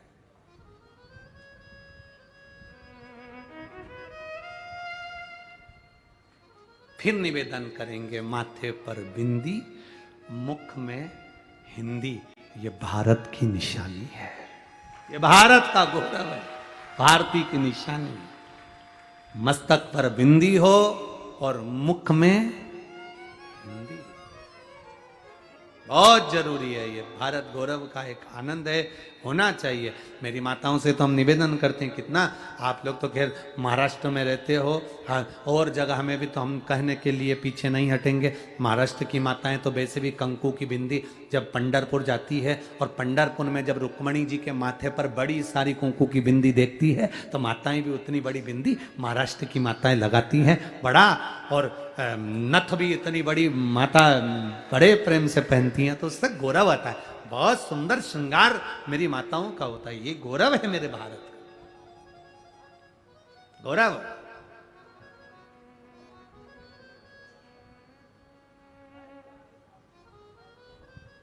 इधर चले जाओ साउथ में तो एक सब्जी बेचने वाली माता भी माथे पर बिंदी लगाकर, तिलक लगाकर माथे में, वो क्या बांधती हैं? हाँ, कजरा नहीं, गजरा, हाँ ठीक है, वो यहां लगा लेती है माथे पर लगा। फिर वही वाली बात आ गई उस स्वामी विवेकानंद जी से। विदेश में किसी ने पूछा कि तुम्हारे यहाँ स्त्रियां हाथ नहीं मिलाती, तुम्हारे यहाँ स्त्रियां किसी के सामने नहीं आती, तुम्हारे यहाँ स्त्रियां किसी पुरुष से बात नहीं करती। स्वामी विवेकानंद ने कहा, तुम्हारे यहाँ की रानी किसी से बात करती है? तुम्हारे यहाँ की रानी किसी से हाथ मिलाती है, तुम्हारे यहाँ की रानी किसी पुरुष से बात करती है। स्वामी विवेकानंद ने कहा, तब वो विदेशी कहता है वो रानी है। स्वामी विवेकानंद जी कहते हैं हमारे भारत की एक एक महिला रानी है, इसलिए हाथ नहीं मिलाती है। भारत की एक एक महिला रानी है, वो किसी से हाथ नहीं मिलाती, किसी से फालतू बात नहीं करती, वो रानी है, अपने अपने घरों की रानियां हैं। और शिव तत्व कह रहा है, शंकर भगवान की कथा करे, शिव जी लीन हो गए, तब साधना में लीन, समाधि में लीन हो गए। पार्वती जी को ध्यान नहीं रहा, पार्वती जी बोल ले जा रही हैं। इधर नंदीश्वर आ गए, नंदीश्वर ने आकर जमकर आवाज लगाई, हर हर महादेव। जो आवाज लगाई, नंदीश्वर ने, शिव जी का ध्यान नहीं टूटा, शिव जी की समाधि नहीं टूटी, शंकर भगवान ने नहीं देखा कि कौन ने पुकारा, पर पार्वती जी ने देख लिया। और पार्वती जी ने देखते से ही तुरंत पूछा, पार्वती जी ने पूछा, नंदी क्या बात है? नंदी जी कहते हैं मेरे मन में संशय आ गया, बहुत बड़ा संशय है मेरे मन का, बहुत बड़ा संशय। क्या संशय है क्या? बस मैंने अभी, आपने मुझे कहा कि भ्रमण कर कर आओ, भोलेनाथ जी बोले मैं भ्रमण करने के लिए गया, जंगल में देखा तो वृक्ष मोर का रूप ले रहा है, मोर वृक्ष का रूप ले रहा है, एक नदी स्त्री का रूप ले रही है, एक स्त्री नदी का रूप ले रही है, और करा रहे हैं, रो रहे हैं, चीख रहे हैं, करा रहे। कारण क्या है? पार्वती जी ने नंदी से पूछा कारण क्या है? नंदी बोले हमें ज्ञात नहीं, हमने पूछा तो कोई बताने को तैयार नहीं, करा रहे बस। इतने में पार्वती जी ने देवाधिदेव महादेव से हाथ जोड़कर प्रार्थना करी, बाबा नंदी के इस प्रश्न का उत्तर दीजिए। शिव जी तो तप साधना में लीन थे, एक उत्तर नहीं दिया भोलेनाथ ने। पार्वती मैया जान गई कि भोले बाबा तो तप समाधि में लीन हो गए। लोग कहते हैं मयूरेश्वर विनायक जहां विराज रहे हैं वहां केवल गणेश जी हैं। याद रखना, मयूरेश्वर विनायक के मंदिर में केवल गणेश जी नहीं है, मयूरेश्वर विनायक के बाहर जो नंदी बैठा है वो शिव के ही प्रतिबिंब के रूप में विराजमान है, शिव के रूप में। पूरे भारत की भूमि पर कहीं पर भी भ्रमण कर लेना, गणेश जी के मंदिर के बाहर नंदी नहीं मिलेगा। कौन कौन गया है मयूरेश्वर विनायक का दर्शन करने? है कि नहीं नंदी? केवल एक, पूरे भारत की भूमि पर केवल एक गणेश का मंदिर, एक विनायक का मंदिर ऐसा है जिनके बाहर नंदी विराजमान है। वो नंदी क्यों है? उसका कारण यह शास्त्र का।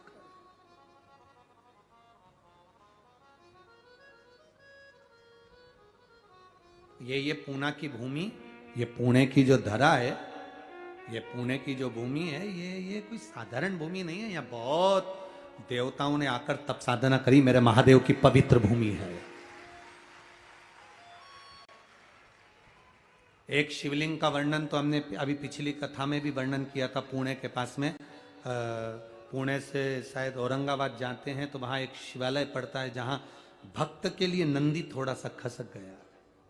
उस शिवलिंग का भी हमने वर्णन किया। यहाँ नजदीक इतने शिवालय, पुणे के इस पावन धारा के आसपास में जितने शिवालय का आप दर्शन करोगे, जितने अष्टविनायक का दर्शन करोगे, पुणे के आसपास के क्षेत्र में कहीं भ्रमण के लिए जाना।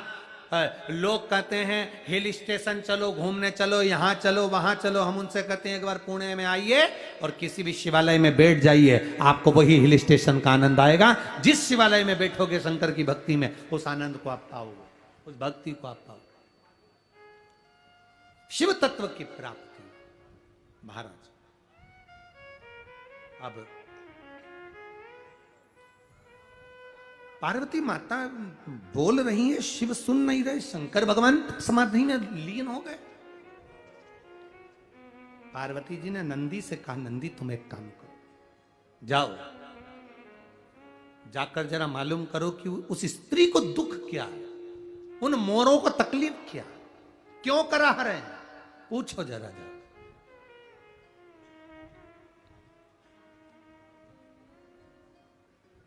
नंदी फिर गए, और अब की बार जो नंदी गए तो भगवान देवाधिदेव महादेव का स्मरण करते करते स्मरण करते,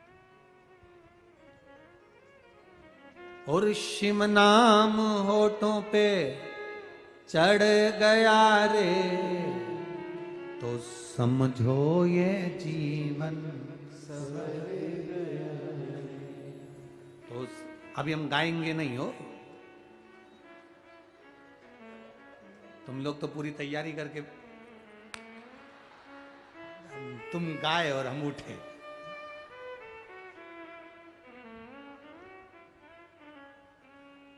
अरे शिव नाम होठों पे अरे चढ़ गया रे, तो समझो ये जीवन।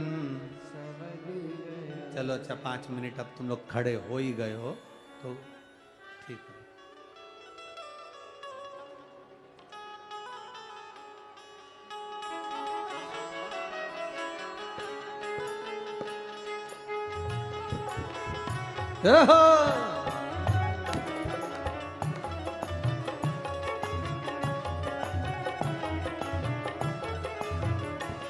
ओ शिव नाम होठों पे चढ़ गया रे, शिव नाम होठों पे चढ़ गया रे, तो समझो ये जीवन संवर गया रे, तो समझो ये जीवन संवर गया रे, तो समझो ये जीवन संवर गया रे, तो समझो ये जीवन संवर गया रे। शिव को बना ले शिव का शिवालय, मन को बना ले शिव का शिवालय, ओ मन को बना ले तू शिव का शिवालय, मन को बना ले तू शिव का शिवालय, संग में चलेगा तेरे वो डमरू वाला, संग में चलेगा तेरे वो डमरू वाला, ओ संग में चलेगा तेरे वो डमरू वाला, संग में चलेगा तेरे वो डमरू वाला, शिव नाम होठों पे चढ़ गया रे, शिव नाम होठों पे चढ़ गया रे, ओ शिव नाम होठों पे चढ़ गया रे, शिव नाम होठों पे चढ़ गया रे, तो समझो ये जीवन सवर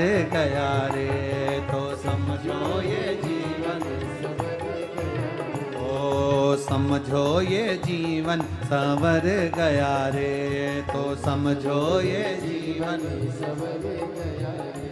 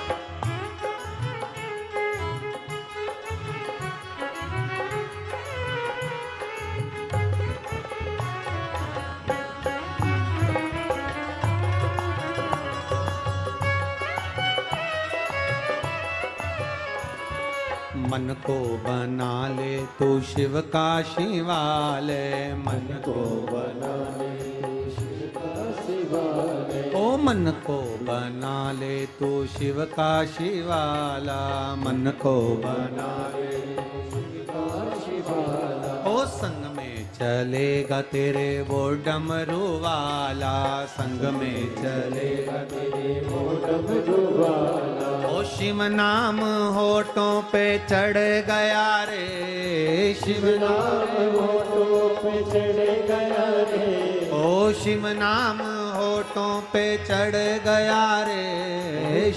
कहीं बैठी हो तो बेलपत्र लेने के लिए आ सकती। एक लोटे जल का मैं क्या वर्णन करूं गुरुदेव। मेरा बेटा 2 साल से नीट की परीक्षा की तैयारी कर रहा था, पर निकल नहीं रहा था। फिर मैं सीहोर गई, कंकर शंकर पूजा की, रुद्राक्ष लाई। बेटे से मैंने कहा कि तू मेहनत को 4 गुना बढ़ा। वो सीहोर वाला महाराज कहता है अगर तुम पढ़ाई कर रहे हो तो अपनी पढ़ाई को 4 गुना बढ़ाओ, कोई कर्म कर रहे हो तो कर्म को 4 गुना बढ़ाओ, रात दिन एक करो। वो सीहोर वाला महाराज कहता है कि अपने रात दिन एक करो, रात दिन एक कर कर अच्छी पढ़ाई कर, और पढ़ाई के साथ में आखिरी में शंकर भगवान पर बेलपत्र चढ़ाकर फिर तू एग्जाम के लिए जा। और मेरे बेटे ने वही किया गुरुदेव। 2 साल से जो पढ़ाई कर रहा था उस पढ़ाई को उसने 4 गुना बढ़ा लिया। आपके कहने पर भगवान शिव की कथा में मन भी लगाया और पढ़ाई को भी 4 गुना बढ़ाया। आज बाबा की कृपा से मेरे बेटे ने नीट का एग्जाम क्लियर कर लिया। अब वो बाबा की कृपा से डॉक्टर ही की पढ़ाई कर रहा है। मैं शिव को प्रणाम करता हूं। एक पत्र और अच्छा देखिए।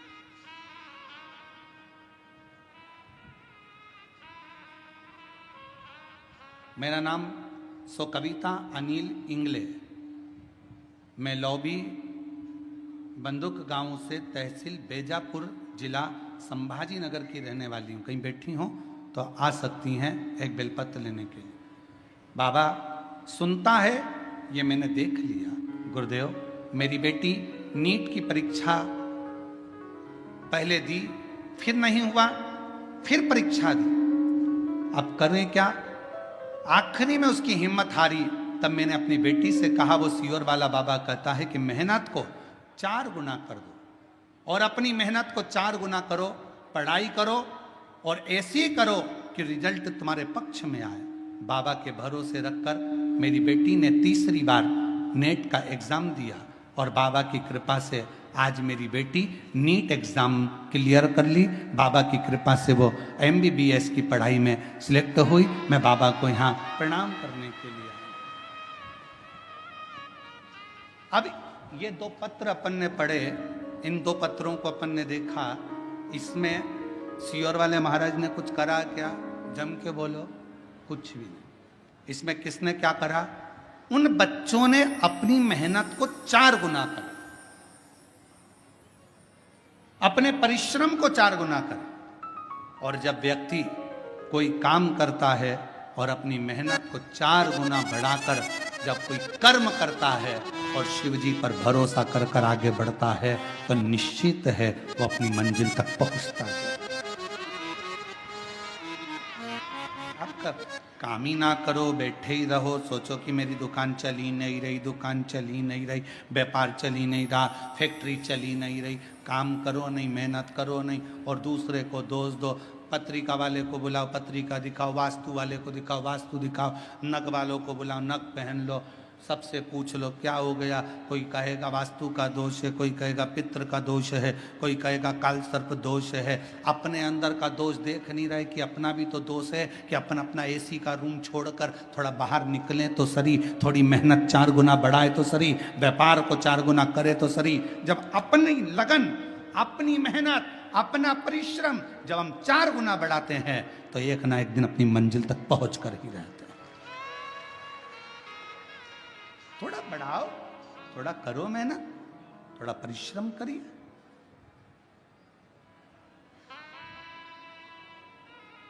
ब्रह्मा जी के संशय को भगवान विष्णु ने मिटाने के लिए कह दिया, हाँ है, मैं सिर देखने जा रहा हूं। ब्रह्मा जी बोले मैं चरण देखने जा रहा हूं। भगवान नारायण बोले चरण मालूम था मिलना नहीं है, वापिस आ गए। शीश देखने ब्रह्मा जी गए, गौ माता को लिया है, केतकी के पुष्प को लिया, दोनों को लेकर आ गए, दोनों को सामने खड़ा कर दिया। भगवान नारायण की साक्षी में, भगवान विष्णु की साक्षी में। ब्रह्मा जी ने पूछा भगवान विष्णु से, क्या आपको शिव जी का चरण मिला? भगवान नारायण ने मना कर दिया, चरण नहीं मिला। शंकर भगवान ने कह दिया, आपने मेरे सामने सत्य बोला, आज से आप सत्य नारायण के रूप में पूजोगे। बोल सत्यनारायण भगवान की जय। सत्य के रूप में आज से आप पूजे जाओगे। और जगत में सत्य पूजा था।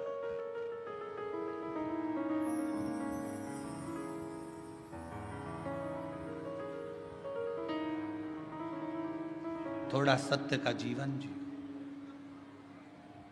ब्रह्मा जी से पूछा, क्या आपको शिव जी के शीश का दर्शन हुआ? हाँ। ना मानो तो पूछ लो केतकी के फूल को। केतकी के पुष्प ने झूठ बोल दिया। शिवलिंग में से आकाशवाणी हो गई, ये केतकी का फूल झूठ बोलता है। श्राप देता हूं, भगवान शिव बोले, ये केतकी का पुष्प शंकर पर कभी नहीं चढ़ेगा। गौ माता ने झूठ बोला। शिव जी ने कहा, सारा शरीर पवित्र रहेगा पर मुख अपूज्य रहे।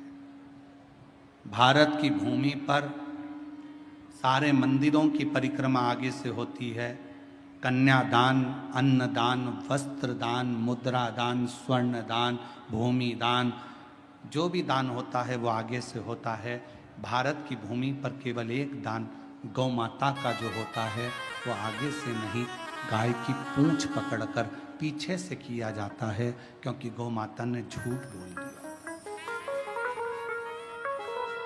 एक झूठ गौ माता बोल दी थी, एक झूठ। और किस लिए? केवल एक रोटी के चक्कर में, कि घर में पहली रोटी बनेगी तो गाय तेरे को मिलेगी। तुझे झूठ बोलना है शंकर भगवान के सामने चलकर। और शिव जी के सामने जाकर गौ माता ने झूठ बोल दिया कि ब्रह्मा जी को शंकर भगवान का शीश दिख दर्शन हो गए। बस वो झूठ गौ माता के लिए शिव जी ने कह दिया, गौ माता तू जगत की मां होकर तूने झूठ बोला। सारी परिक्रमा आगे से, गौ माता की परिक्रमा पीछे से चालू होती है, पीछे विराम होती है। झूठ। और सुन, हे ब्रह्मदेव सत्य बोलो। ब्रह्मा जी ने कहा, यह आकाशवाणी झूठी है। शंकर भगवान ने अपने पांव के नख को तोड़ा, फेंका, काल भैरव प्रकट करा, जाओ ब्रह्मा का सिर काट दो। ब्रह्मा जी का सिर कटा, कटा हुआ सिर लुढ़कता गया। ब्रह्मा जी के कटे हुए सिर से जो रक्त बहा, उससे कर्मनाशा नदी प्रकट हो गई। आज भी कर्मनाशा नदी भारत की भूमि पर उत्तर प्रदेश में बहती है। भारत की भूमि पर केवल एक नदी ऐसी है जिसके पानी को कुत्ता भी नहीं पीता है, पक्षी भी उसमें चोंच नहीं डालता, वो कर्मनाशा है। क्यों? क्योंकि कर्मनाशा में अगर हमने हाथ धो लिया, पानी का छींटा ले लिया, तो वो कर्मनाशा का जल ऐसा है कि वो हमारे पूर्व में किए हुए सारे कर्मों का नाश कर देता है। कटे हुए ब्रह्मा जी के शीश को देखा तो कहा, इसको कुछ कृपा करो। नारायण बोले तो बट वृक्ष बना। बड़का कौन पूछेगा वट वृक्ष? शिव जी ने कहा कि मैं स्वयं वट वृक्ष की छांव में बैठूंगा। इस वृक्ष की छांव में मैं बैठूंगा तो मेरा नाम बटकेश्वर महादेव। शिव जी का एक नाम बटकेश्वर महादेव हो गया। भगवान ओघड़दानी बड़ के पेड़ की छांव में बैठे, जनमानस का कल्याण करने के लिए। शिव तत्व भगवान शंकर ओघड़दानी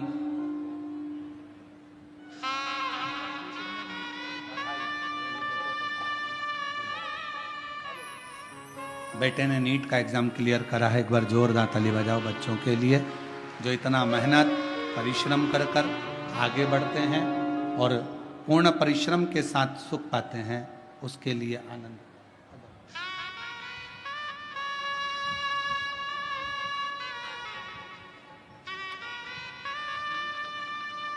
बेटी ने नीट का एग्जाम क्लियर करा, उसके लिए एक बार जोरदार ताली बजाओ। साधु शिव तत्व कह रहा, सृष्टि का वर्णन आया, भगवान शंकर ने अर्धनारीश्वर स्वरूप का दर्शन कराया। अर्धनारीश्वर भगवान हमारे बीच पधार रहे हैं, जोरदार ताली बजाकर स्वागत वंदन। अर्धनारीश्वर भगवान का सुंदर स्वरूप का दर्शन। बोल अर्धनारीश्वर भगवान की। कल कथा का तृतीय दिवस रहेगा। सभी देशवासियों को और सभी सनातनियों को आज भगवान के रथ यात्रा महोत्सव की बहुत बहुत बधाई के साथ में आज कथा द्वितीय दिवस की विराम ले रही है। भाव से कथा का लाभ लेकर अपने जीवन को सार्थक बनाए। और 5 तारीख से 9 तारीख तक सीहोर में गुरु पूर्णिमा महोत्सव होगा। 10 तारीख को गुरु शिव दीक्षा का दिन रहेगा और सुंदर गुरु पूर्णिमा महोत्सव अपन लोग सीहोर में मनाएंगे। 19 जून से 23 जून तक नहीं बैजापुर कथा 26 जून से चालू है। 12 जुलाई से 18 जुलाई तक श्रावण के महीने में कोरबा छत्तीसगढ़ में शिव महापुराण की कथा रहेगी। फिर 30 जुलाई से 5 अगस्त तक जयंती स्टेडियम भिलाई छत्तीसगढ़ में बोलबम सेवा समिति कल्याण समिति द्वारा शिव महापुराण की कथा रहेगी। सभी को साधुवाद। हर हर महाराज,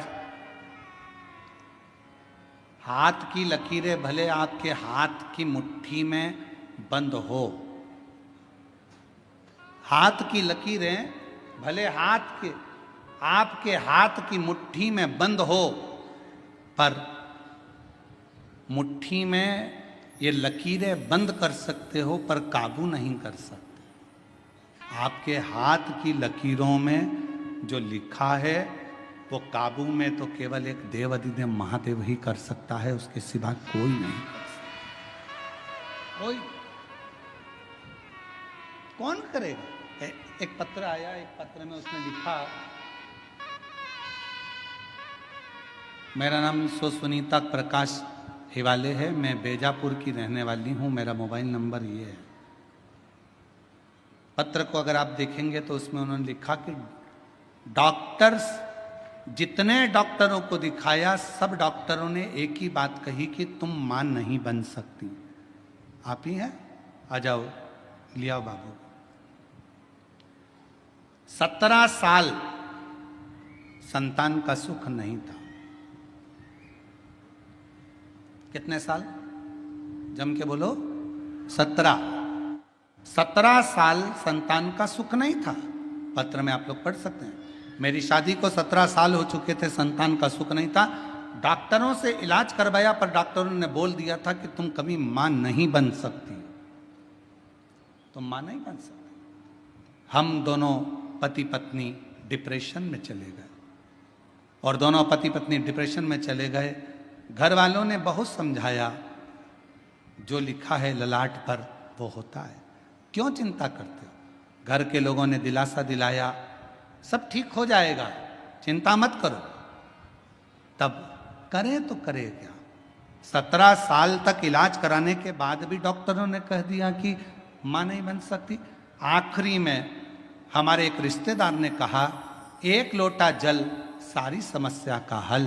तुम शिवजी को 1 लोटा जल चढ़ाना प्रारंभ करो, शिवजी का स्मरण करना प्रारंभ करो, सफेद आंकड़े की जड़ का प्रयोग करो, पशुपति नाथ का व्रत करो और एक बार बन सके तो कुबेरेश्वर धाम जाकर बाबा का कंकर शंकर पूजन करो। मेरे बाबा की ऐसी कृपा हुई। 17 साल के बाद 21 अगस्त 2023 को बाबा की कृपा से हमारे यहाँ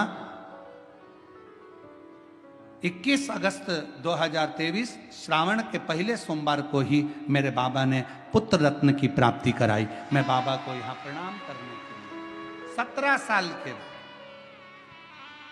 और एक पत्र में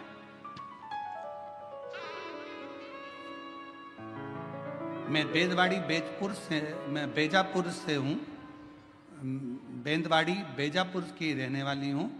मेरा नाम रेखाबाई नंदू कहारे है। 18 साल तक संतान का सुख नहीं था और 18 साल जब संतान का सुख नहीं आया तो डॉक्टरों को दिखा दिखा थक गए। तब आखिरी में किसी ने कहा, शिव महापुराण की कथा आती है, वो प्रदीप मिश्रा वाचता है, कथा सुनना प्रारंभ करी और बाबा का पशुपति नाथ का व्रत किया और बाबा की कृपा से आज हमारे घर में 18 साल के बाद संतान की प्राप्ति हुई। मैं बाबा को यहाँ प्रणाम करने के लिए आई। कहीं यहाँ बैठी हो तो बच्चे को लेकर आ सकती हैं। मेरा नाम रेखाबाई नंदू कहारे, मैं बेंदवाड़ी बेजापुर से रहने वाली हूँ। मेरा बच्चे का फोटो भी है। शिव तत्व किसको कहते हैं? एक विश्वास, एक भरोसा, एक दृढ़ता, एक भरोसा, एक दृढ़ता, एक विश्वास आपके भीतर प्रकट करें। और जब विश्वास, दृढ़ता, भरोसा पूर्ण होगा तो शिव मिलेगा।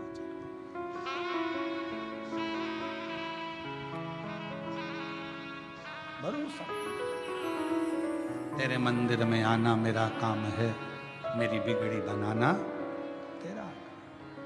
ब्रह्मा जी के मन में एक संशय था कि सृष्टि की रचना तो मैं करता हूं,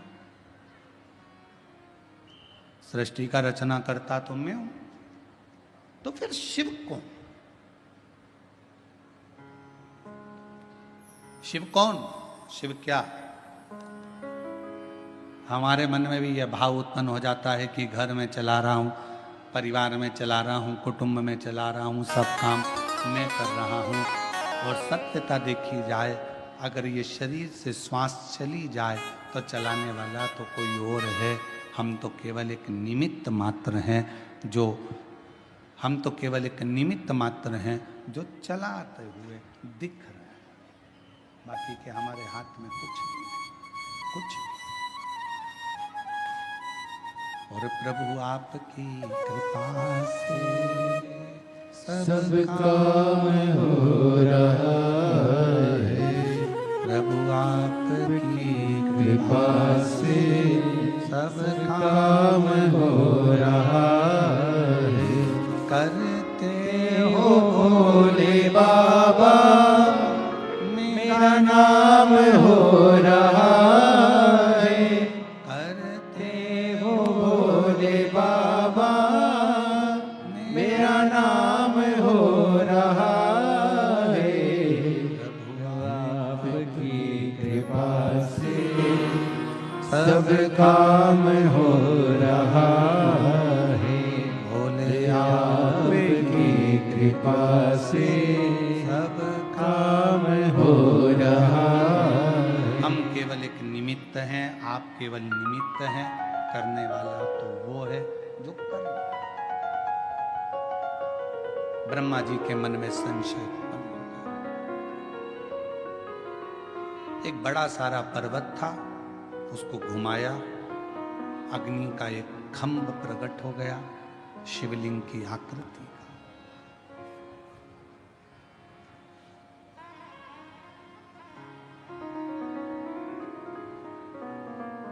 ब्रह्मा जी ने भगवान विष्णु से पूछा कि यह कौन है? भगवान नारायण ने कहा यही शिव है। एक प्रतीक चिन्ह,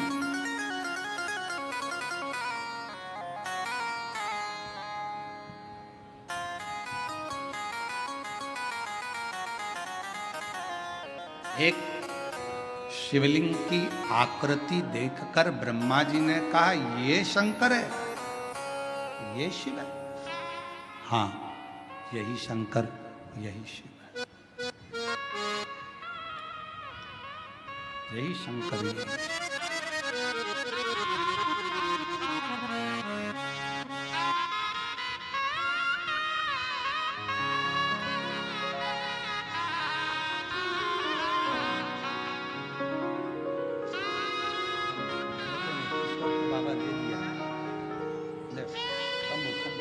प्रणाम करो बाबा को, प्रणाम करो जल्दी से, प्रणाम प्रणाम।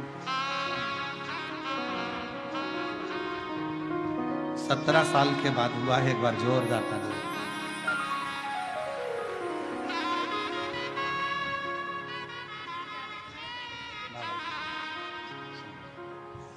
प्रभु आपकी कृपा से सब काम हो रहा है। करते हो भोले बाबा मेरा नाम हो रहा है। करते हो भोले बाबा मेरा नाम हो रहा। 18 साल के बाद हुआ है, एक बार जोरदार ताली बजा। प्रभु आपकी कृपा से सब काम हो रहा है। बोले आपकी कृपा से सब काम हो रहा है। मैं तो नहीं हो काबिल तेरा पार कैसे पाऊं, टूटी हुई वाणी में गुणगान कैसे गाऊं, करता नहीं मैं कुछ भी सरेआम हो रहा है। प्रभु आपकी कृपा से सब काम हो रहा है। ब्रह्मा जी बोले क्या इस शिवलिंग ने सृष्टि की रचना करी है? हाँ, इसी शिवलिंग ने सृष्टि की रचना करी है। यही सृष्टि की रचना करने वाला शिवलिंग है। ठीक है, इस शिवलिंग का चरण कहाँ है और शीश कहाँ है?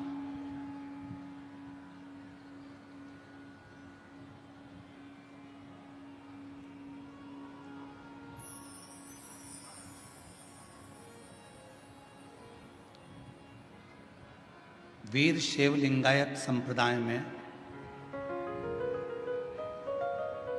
एक छोटा सा शिवलिंग गले के अंदर चांदी की डिब्बी में रखा रहता है।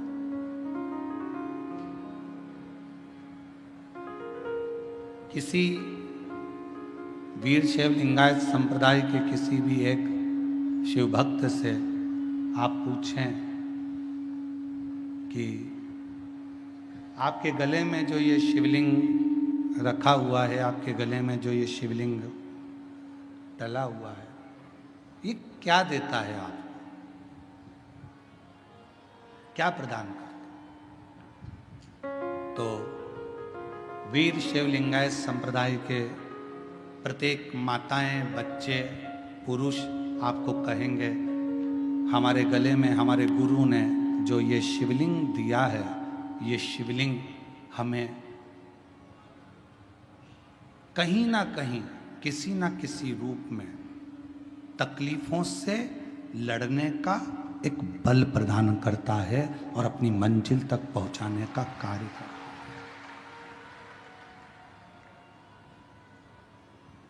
अब जिसने जाना शिवलिंग की महत्वता को वो जान गया। स्वयं ब्रह्मा जी शिवलिंग की महत्वता को नहीं जान पाए, सामने खड़े होकर कहते हैं इसका चरण कहाँ है, इसका शीश कहाँ है, जरा बता। इस शिवलिंग का चरण कहाँ और शीश कहाँ? आप में भी कई वीर शैव लिंगायत संप्रदाय के मुझे उम्मीद है कि शिव भक्त यहाँ बैठे होंगे। हमारा विश्वास कहता है क्योंकि शिव की कथा चल रही है तो ऐसा भाव है कि यहाँ बैठे हो। कितने लोग बैठे हैं वीर शैव लिंगायत संप्रदाय के? हाथ उठाओ जरा। बहुत सारे लोग बैठे हुए। तो ये मेरा जो प्रणाम आपको। शिव तत्व जहां पर है बेटे, शिव तत्व ब्रह्मा जी नहीं जान पा रहे कि भगवान शंकर के शिवलिंग में है क्या, शिवलिंग में है क्या, आखिर ब्रह्मदेव को नहीं मालूम पड़ पाया। तब आखिरी में स्वयं भगवान नारायण से ब्रह्मदेव ने कहा इस शिवलिंग का चरण कहाँ है? डीले कम करो। इस शिवलिंग का चरण कहाँ है? इस शिवलिंग का शीश कहाँ है? वो तो मालूम पड़े कम से कम कहाँ है। भगवान नारायण ने कहा शिवलिंग के चरण को और शीश को देखने की जिद ब्रह्मा जी मत करिए। शंकर भगवान के शिवलिंग में, भगवान शंकर के शिवलिंग में आप जहां बैठकर उसको भजते हो वहीं पर चरण का दर्शन हो जाता है और जहां बैठकर पुकारते हो वहीं शीश का दर्शन हो जाता है। अब इसमें ये नहीं जपा जाता कि भगवान शंकर को रिझाने के लिए हमको इधर मुंह करना पड़ेगा, हमको उधर मुंह करना पड़ेगा, हमको इधर चेहरा करना पड़ेगा, हमको उधर चेहरा करना पड़ेगा। शंकर भगवान की भक्ति करने वाला, शिव की आराधना करने वाला जहां जैसे जब चाहे शिव जी को कहीं पर भी बैठकर बस पुकार ले, शंकर भगवान उसका दुख हरने के लिए उस जगह पर आकर खड़े हो जाए।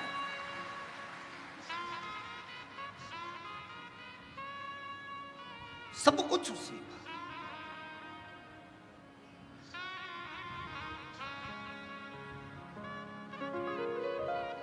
सोमवार तेरा है, मंगलवार तेरा है, लो संभालो भोले जी परिवार तेरा है। सोमवार तेरा है, मंगलवार तेरा है, लो संभालो भोले जी परिवार तेरा है। हम ये ना कहें शिव जी का वार कौन सा, किसी ने कहा सोमवार, देवी जी का वार कौन सा, शुक्रवार, किसी ने कहा गुरु का वार कौन सा, गुरुवार, किसी ने कहा सूर्य का वार कौन सा, रविवार, किसी ने कहा गणेश जी का वार कौन सा, बुधवार, किसी ने कहा शनि का वार कौन सा, तो कहा शनिवार। हमने केवल देवताओं को वारों में बांट दिया, पर शिव महापुराण की कथा कहती है शंकर भगवान का केवल एक वार नहीं है। शंकर भगवान तो नित्य प्रति तुम जिस दिन पुकारना चाहो, जिस वार को पुकारना चाहो, चाहे वार में पुकारो चाहे परिवार में पुकारो, शंकर भगवान हर वार को तुम्हारे सम्मुख में आकर खड़ा हो सकता है। शिव का भक्त के लिए कोई वार की मूलता नहीं है। अरे कितना सुंदर कहा, शंकर भगवान ये नहीं देखते कि मुझे सोमवार के दिन ही मंदिर से बाहर निकलना है। शिव जी तो शिव जी हैं, शंकर तो शंकर हैं, करुणा सागर तो करुणा सागर, मेरा ओघड़ दानी तो नित्य प्रति अपने शिवालय से, नित्य प्रति अपने मंदिर से, नित्य प्रति अपने शिवालय से मेरा ओघड़ दानी बाहर निकलता, नित्य प्रति।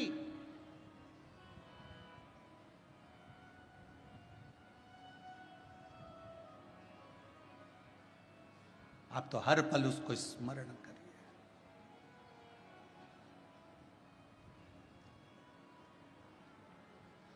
उसके बिना कुछ ठीक नहीं महाराज, कुछ नहीं। एक पत्र है, अच्छा है।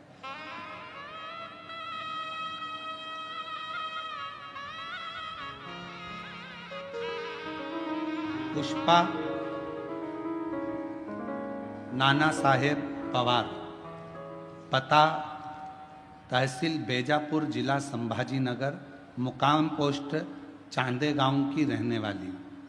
कहीं बैठी हो तो बेलपत्र लेने के लिए आ सकते। एक लोटे जल का मैं क्या वर्णन करूं गुरुदेव। मेरा बेटा 2 साल से नीट की परीक्षा की तैयारी कर रहा था, पर निकल नहीं रहा था। फिर मैं सीहोर गई, कंकर शंकर पूजा की, रुद्राक्ष लाई। बेटे से मैंने कहा कि तू मेहनत को 4 गुना बढ़ा। वो सीहोर वाला महाराज कहता है अगर तुम पढ़ाई कर रहे हो तो अपनी पढ़ाई को 4 गुना बढ़ाओ, कोई कर्म कर रहे हो तो कर्म को 4 गुना बढ़ाओ, रात दिन एक करो। वो सीहोर वाला महाराज कहता है कि अपने रात दिन एक करो, रात दिन एक कर कर अच्छी पढ़ाई कर, और पढ़ाई के साथ में आखिरी में शंकर भगवान पर बेलपत्र चढ़ाकर फिर तू एग्जाम के लिए जा। और मेरे बेटे ने वही किया गुरुदेव। 2 साल से जो पढ़ाई कर रहा था उस पढ़ाई को उसने 4 गुना बढ़ा लिया।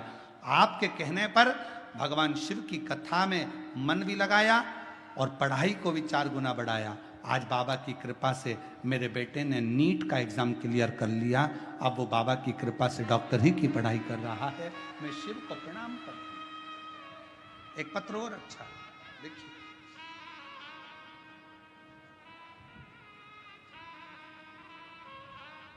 मेरा नाम सो कविता अनिल इंगले, मैं लौबी बंदुक गांव से तहसील बेजापुर, जिला संभाजी नगर की रहने वाली हूँ। कहीं बैठी हो तो आ सकती हैं एक बेलपत्र लेने के लिए। बाबा सुनता है ये मैंने देख लिया गुरुदेव। मेरी बेटी नीट की परीक्षा पहले दी, फिर नहीं हुआ, फिर परीक्षा दी। अब करें क्या? आखिरी में उसकी हिम्मत हारी। तब मैंने अपनी बेटी से कहा, वो सीहोर वाला बाबा कहता है कि मेहनत को 4 गुना कर दो, और अपनी मेहनत को 4 गुना करो, पढ़ाई करो, और ऐसी करो कि रिजल्ट तुम्हारे पक्ष में आए। बाबा के भरोसे रखकर मेरी बेटी ने तीसरी बार नेट का एग्जाम दिया, और बाबा की कृपा से आज मेरी बेटी नीट एग्जाम क्लियर कर ली, बाबा की कृपा से वो MBBS की पढ़ाई में सिलेक्ट हुई। मैं बाबा को यहाँ प्रणाम करने के लिए आया। अब ये 2 पत्र अपन ने पढ़े, इन 2 पत्रों को अपन ने देखा, इसमें सियोर वाले महाराज ने कुछ करा क्या? जम के बोलो, कुछ भी नहीं। इसमें किसने क्या करा? उन बच्चों ने अपनी मेहनत को 4 गुना करा, अपने परिश्रम को 4 गुना करा। और जब व्यक्ति कोई काम करता है और अपनी मेहनत को 4 गुना बढ़ाकर जब कोई कर्म करता है और शिव जी पर भरोसा कर कर आगे बढ़ता है, तो निश्चित है वो अपनी मंजिल तक पहुंचता है। आपका काम ही ना करो, बैठे ही रहो, सोचो कि मेरी दुकान चली नहीं रही, दुकान चली नहीं रही, व्यापार चली नहीं रहा, फैक्ट्री चली नहीं रही, काम करो नहीं, मेहनत करो नहीं, और दूसरे को दोष दो। पत्रिका वाले को बुलाओ, पत्रिका दिखाओ, वास्तु वाले को दिखाओ, वास्तु दिखाओ, नग वालों को बुलाओ, नग पहन लो, सबसे पूछ लो क्या हो गया। कोई कहेगा वास्तु का दोष है, कोई कहेगा पितृ का दोष है, कोई कहेगा काल सर्प दोष है। अपने अंदर का दोष देख नहीं रहे कि अपना भी तो दोष है, कि अपन अपना AC का रूम छोड़कर थोड़ा बाहर निकलें तो सही, थोड़ी मेहनत 4 गुना बढ़ाए तो सही, व्यापार को 4 गुना करे तो सही। जब अपनी लगन, अपनी मेहनत, अपना परिश्रम जब हम 4 गुना बढ़ाते हैं, तो एक ना एक दिन अपनी मंजिल तक पहुंच कर ही रहते हैं। थोड़ा बढ़ाओ, थोड़ा करो मेहनत, थोड़ा परिश्रम करिए।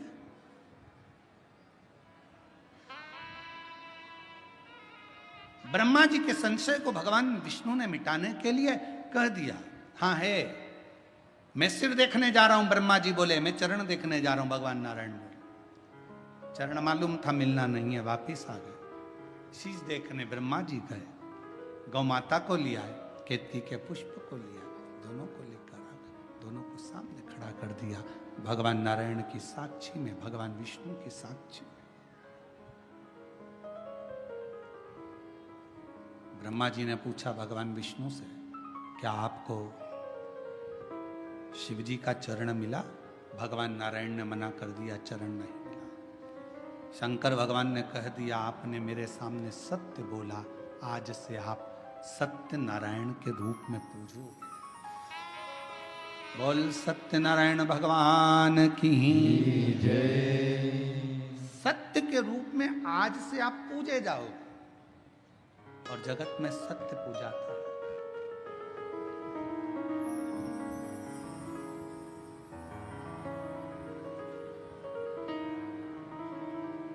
थोड़ा सत्य का जीवन जियो। ब्रह्मा जी से पूछा, क्या आपको शिव जी के शीश का दर्शन हुआ? हाँ। ना मानो तो पूछ लो केतकी के फूल को। केतकी के पुष्प ने झूठ बोल दिया। शिवलिंग में से आकाशवाणी हो गई, ये केतकी का फूल झूठ बोलता है। श्राप देता हूं, भगवान शिव बोले, ये केतकी का पुष्प शंकर पर कभी नहीं चढ़ेगा। गौ माता ने झूठ बोला। शिव जी ने कहा, सारा शरीर पवित्र रहेगा पर मुख अपूज्य रहे। भारत की भूमि पर सारे मंदिरों की परिक्रमा आगे से होती है। कन्यादान, अन्नदान, वस्त्र दान, मुद्रा दान, स्वर्ण दान, भूमि दान, जो भी दान होता है वो आगे से होता है। भारत की भूमि पर केवल एक दान गौ माता का जो होता है वो आगे से नहीं, गाय की पूंछ पकड़कर पीछे से किया जाता है, क्योंकि गौ माता ने झूठ बोल दिया। एक झूठ गौ माता बोल दी थी, एक झूठ। और किस लिए? केवल एक रोटी के चक्कर में, कि घर में पहली रोटी बनेगी तो गाय तेरे को मिलेगी। तुझे झूठ बोलना है शंकर भगवान के सामने चलकर। और शिव जी के सामने जाकर गौ माता ने झूठ बोल दिया कि ब्रह्मा जी को शंकर भगवान का शीश दिख दर्शन हो गए। बस वो झूठ गौ माता के लिए शिव जी ने कह दिया, गौ माता तू जगत की मां होकर तूने झूठ बोला। सारी परिक्रमा आगे से, गौ माता की परिक्रमा पीछे से चालू होती है, पीछे विराम होती है। झूठ। और सुन, हे ब्रह्मदेव सत्य बोलो। ब्रह्मा जी ने कहा यह आकाशवाणी झूठी है। शंकर भगवान ने अपने पांव के नख को तोड़ा, फेंका, काल भैरव प्रकट करा, जाओ ब्रह्मा का सिर काट दो। ब्रह्मा जी का सिर कटा, कटा हुआ सिर लुढ़कता गया। ब्रह्मा जी के कटे हुए सिर से जो रक्त बहा उससे कर्मनाशा नदी प्रकट हो गई। आज भी कर्मनाशा नदी भारत की भूमि पर उत्तर प्रदेश में बहती है। भारत की भूमि पर केवल एक नदी ऐसी है जिसके पानी को कुत्ता भी नहीं पीता है, पक्षी भी उसमें चोंच नहीं डालता, वो कर्मनाशा है। क्यों? क्योंकि कर्मनाशा में अगर हमने हाथ धो लिया, पानी का छींटा ले लिया, तो वो कर्मनाशा का जल ऐसा है कि वो हमारे पूर्व में किए हुए सारे कर्मों का नाश कर देता। कटे हुए ब्रह्मा जी के शीश को देखा तो कहा इसको कुछ कृपा करो। नारायण बोले तो बट वृक्ष बना, बड़ काटा। कौन पूछेगा वट वृक्ष? शिव जी ने कहा कि मैं स्वयं वट वृक्ष की छांव में बैठूंगा। इस वृक्ष की छांव में मैं बैठूंगा तो मेरा नाम बटकेश्वर महादेव है।